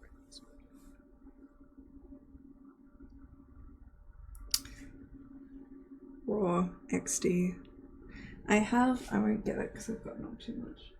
But I have all of the minis for all of the monsters from Dungeons and Demigods because I had them before. And the Sphinx, I love her. And I have a Cerberus, and I have a Hydra, and I have a Chimera. And I love them so much. I didn't have a mini for Typhon, so I borrowed one of my friends, and it was just this random one, but it was huge. It was so Oh fun. wow. I was just trying not to break it the whole time. It was so terrifying. This is the what is your favorite mini? That I own. Or that you yeah, in your possession or that you've like played with? Um,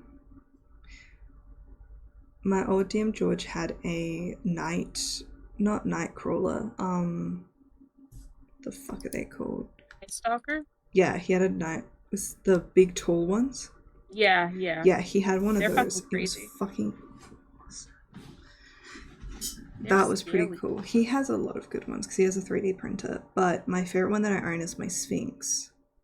Um, the one I want to own is an Astral Dreadnought. It's been in my local Yes. games shop for so long, and every time I see it, it's like $400. Every time I see it, I'm like, Oh yeah, no, they're so I just want it. I want it to have. I think my favorite mini that I've ever seen is Tiamat, but the gargantuan version. The one that's Sick. like $400. She's beautiful and she's fucking sharp. We got her because we were playing a Dragon Queen campaign Mm, at the time. We got her for our DM, so that he'd have her for the final boss battle. Unfortunately, we didn't get to that point, but that bitch is huge. That bitch is like this big.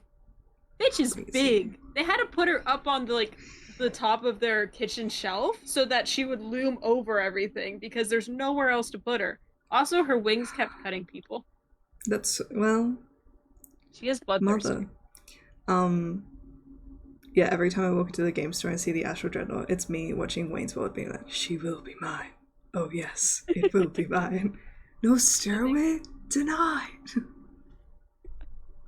I think my favorite mini that I own is the Phoenix. Hold on, I'm gonna grab her. Grab her. This is my favorite mini. This is a smaller version of the Astral Dreadnought. It has built-in turning wheels. It took me about 11 hours to paint this one. But the detail is just, it's undeniable. I dropped. Oh no. Thank you, James. I'm glad you recognize my work. But yeah, just pay special attention to probably the shading on the vest here. That took a lot of time. Yeah. I hope I do too. I always played. Holy shit. That's awesome, She's dude. beautiful, Your Honor. I love this mini so much. It's also my favorite one that I've painted because, like, this is how she looked on the box. Did not look how it was not how she looked coming out of the box. She was just straight orange resin. And I said, Mm, fuck no, we're making her look how she is on the box. So I added, like, all the, like, shading details and that's such. freaking awesome. God, I love Phoenixes so much. I think I broke the clip that she's supposed to attach to, so I have to fix that. Yeah. Oh That's no, what she's glue is for. broken.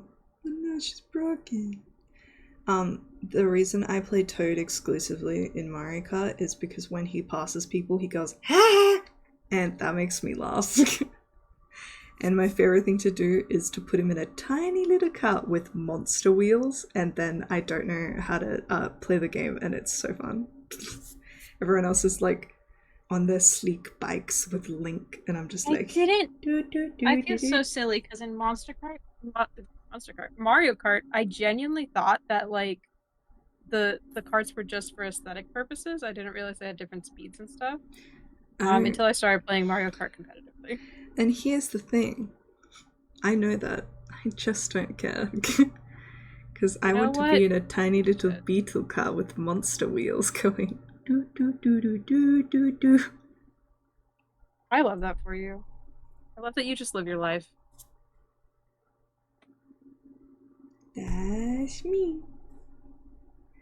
Oh, we're getting raided. Hello, everyone. Raiders. Welcome, welcome. We're just having a chat about D&D and movies and other things, and we're just chatting, just like the as advertised. If you have any questions, feel free to ask.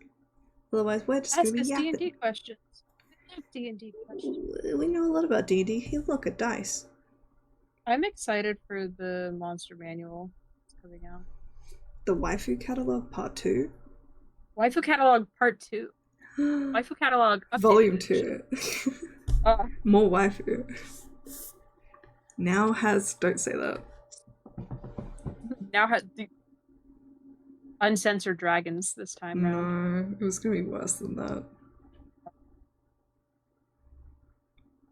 I'm I gonna mean, now put. I'm infinitely curious. I'm gonna put it in our chat.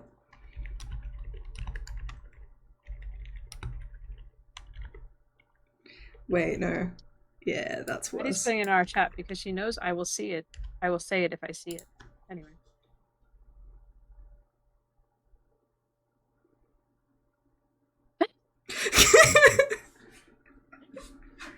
Honestly, now with laminated pages also works. Extra lamination. Slide right off. It comes with a jar. No, that's worse. That one's worse. Thanks so much. Have a good one.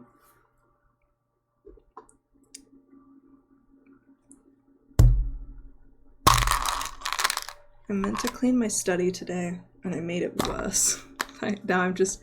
By the way, I'm surrounded by piles of Greek mythology books. Luckily, they all go in this, like, the same spot, so I'm just gonna walk Oh, you them. didn't put them back? No. It's gonna take too long. That's fair. I put down my iPad because I was distracted by our enthralling conversations. Also, this is a mini that I got from Nemo. I have the same one. Mimicking Nemo. I don't know where it is. I think it's in my container. Fantastic. We got the same Camera one. focus. I have 2 cameras going right now. Fantastic. Yeah, Nemo came up to us at Gen Con. I was about to say that's incorrect. At Gen Con, it was like, "Do you want a monster?" And I was like, "I don't drink monsters." And they're like, "No, an actual monster." And they pull out this funky little guy. And I went, "Absolutely, I'll take one of those monsters." Diana got me this for Christmas. Oh, fuck yeah.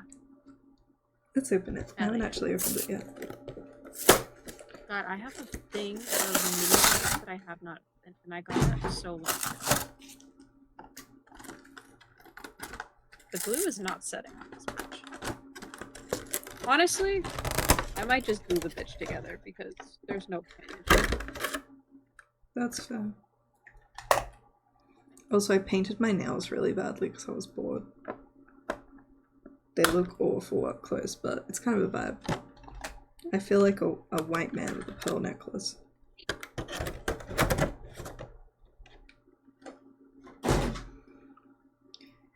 There he is. There he is, the boy. Hey, dab him up. A white man? No! No! Honestly, the funniest fucking. Oh my god, that was crazy. That was so funny. It's not a spoiler, but when y'all are watching episode, is it 11? It's 11, yeah. When you're watching episode 11, the first 30 minutes, you'll understand what we mean. Suddenly there's a white man, and he is the BBEG. Thanks, I was in tears.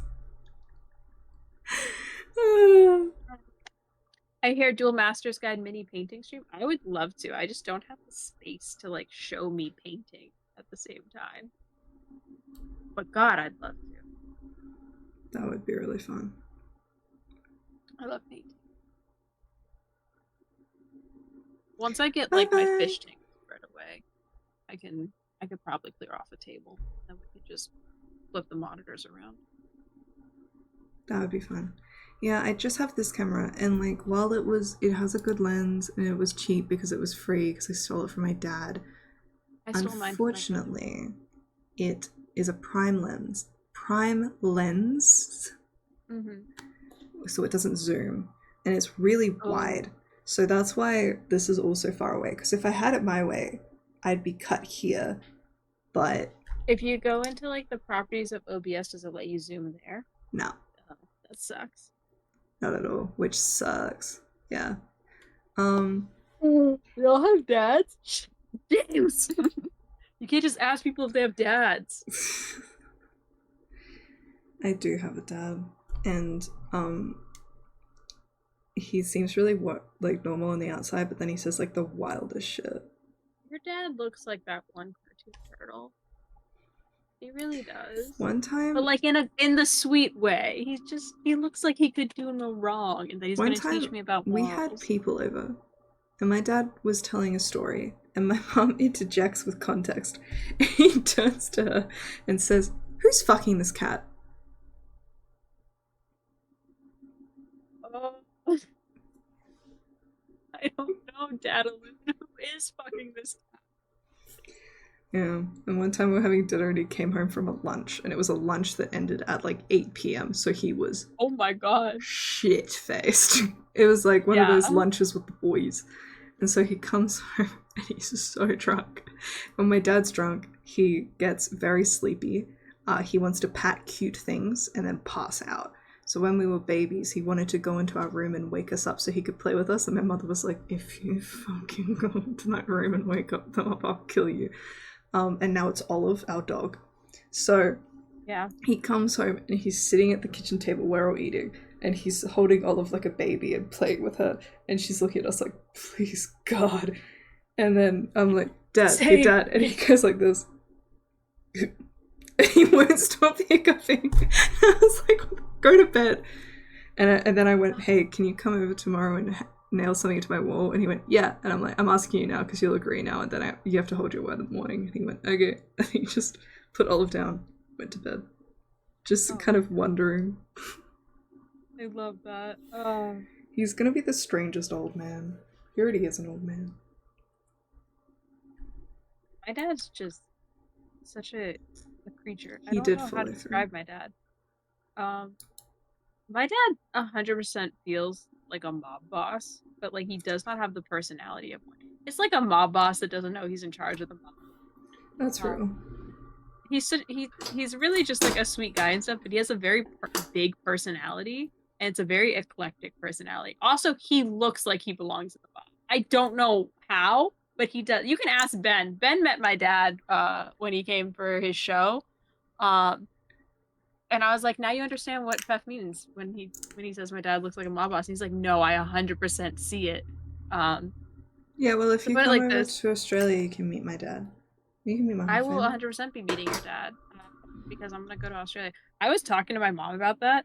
I was like, yeah, I'm saving up some money so that I can go to Australia, and she's like, I want to go.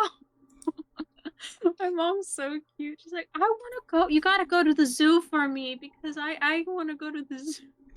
Yeah, I'm gonna take you guys to Cleveland, which is Hell yeah. a park where you can feed the kangaroos, and it's like a sanctuary. It's really good, and you can cuddle the 'Cause koalas. I am so like half and half on koalas. I don't know. Okay, so when I was young and impressionable, um, I was on Tumblr, the worst place to be when you're young and impressionable. Um, Worse than that, I was on Tumblr role playing community. So I'm familiar. anyway, I was I was on communicating with this Wattpad. Spider-Man role player Uh huh. vibes. I was communicating with a Spider-Man role player who was like a little bit older than me, but she was really sweet. And she was from Australia. And so like I remember I posted something about koalas and like how cute they were, and she was like, "No, you don't understand. They're so vicious." And so now forever in my mind, I have it in the back of my mind that like koalas aren't cute. They're deadly man-eating machines. So they're very territorial, and Hmm. the males fight a lot. Also, their calls are terrifying because they're like, "Whoo, whoo," like in the middle of a forest at night, horrifying. Um, they're very territorial and they have really sharp claws. Um, but they're pretty chill. It's more just like if you see them in the wild, don't go up and pat one. But I'd say that But for any animal. but people say the same thing about alligators. Yeah, but alligators it actually like makes sense because they are built to hunt. Like Yeah. that is a hunting animal. That is an ambush predator. Us in Florida go, Meanwhile, "Ooh, swamp puppy," because we're like that. yeah. But Meanwhile, koalas are obviously herbivores. They're the panda bear of Australia. They only eat eucalyptus leaves, even though it has no nutritional value, which is why they have to eat so much of it, just like bamboo. Um, but they're very territorial and simply have those tools to defend themselves, and they're good at defending themselves. But do you know what is terrifying? Is fucking kangaroos. kangaroos are scary. Kangaroos are so jacked, bro. Well, that's if you're like up against a male red. Even then, you have to just God. kind of seek that out because they're also extremely territorial and very like alpha macho. It's honestly the way they act is extremely similar to like a lion's pride in that there'll be like one like head honcho male and people will like fight them to like take over. But the terrifying thing is, so they have their tails for balance. When they're jumping, yes, but it's mainly when they fight because they will like punch at you with their hands and then they'll lean And like back onto their tails and yeah. use the claws of their feet to try and disembowel you. That's the goal, to go for like your Yeah. soft tummy when you're focused on above. God, they're boxing champions. Um, Fucking they scare crazy. me. They're They're fun, terrifying. But especially the because the like ones at Cleveland are used to kids like poking them, so like they're really chill. yeah, because like God, I don't remember what side of the internet I got on, but I went on like a rabbit hole once, and it just was on kangaroos and just like how they would like drown dogs and stuff, and I'm like, what are you doing that for? Why? They're crazy. Why they do that? Because they're angry. This is just the They're males, by the way, like the alpha dicks. males who just are very territorial and dickheads. But Listen, I'll do anything for my dog, but if I'm fighting a kangaroo, that's not me. That's just seeing red.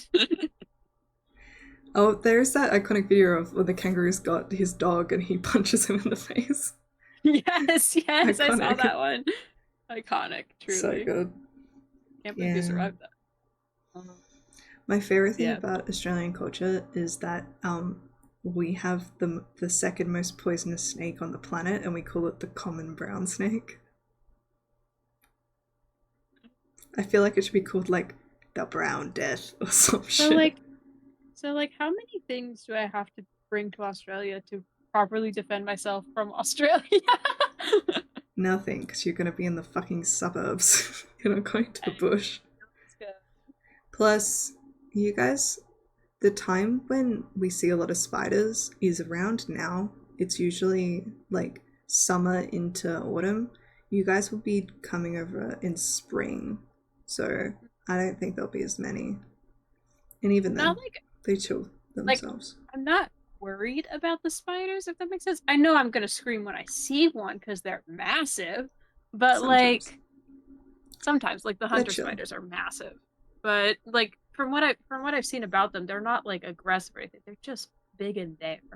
Um, and they keep all the mosquitoes out of your room and out of yeah, your house because they eat them all. But they yeah, like them. They go yum yum yum. Yeah, plus most of the time you probably won't see it because they're so lightning fast that they'll see you and fuck off. that's vibes. That's vibes. I Yeah. had somebody like I was talking to people and they're like, "Why do you want to go to Australia? You're gonna have to like worry about what every time you go to the bath. Like you can never let your guard down or anything. What if there's a snake in the toilet?" I'm like, "I'm from Florida. That is not a concern that I have because it Also, happens here." that's only going to happen if you're in the middle of the bush and you have an Yeah, outside toilet. I by the way, like for example, I've never seen a snake in the wild ever, my that's whole crazy. life. I see them outside in my backyard, Exactly. and I'm in the suburbs. Like we learn everything, but it's you have to seek it out to find like the dangerous things. Adventures out there. Mm. All right, this is the second time my mother has called me, so I think Yeah, you should probably go check that out. I'm gonna check that out. Uh, do you want to stay and chill, or should we wrap? Um, I'm good to wrap. I have to go eat dinner. Well, good. To go All find right, dinner. goodbye, everyone. We will see you next time. We'll raid into someone, so chill out.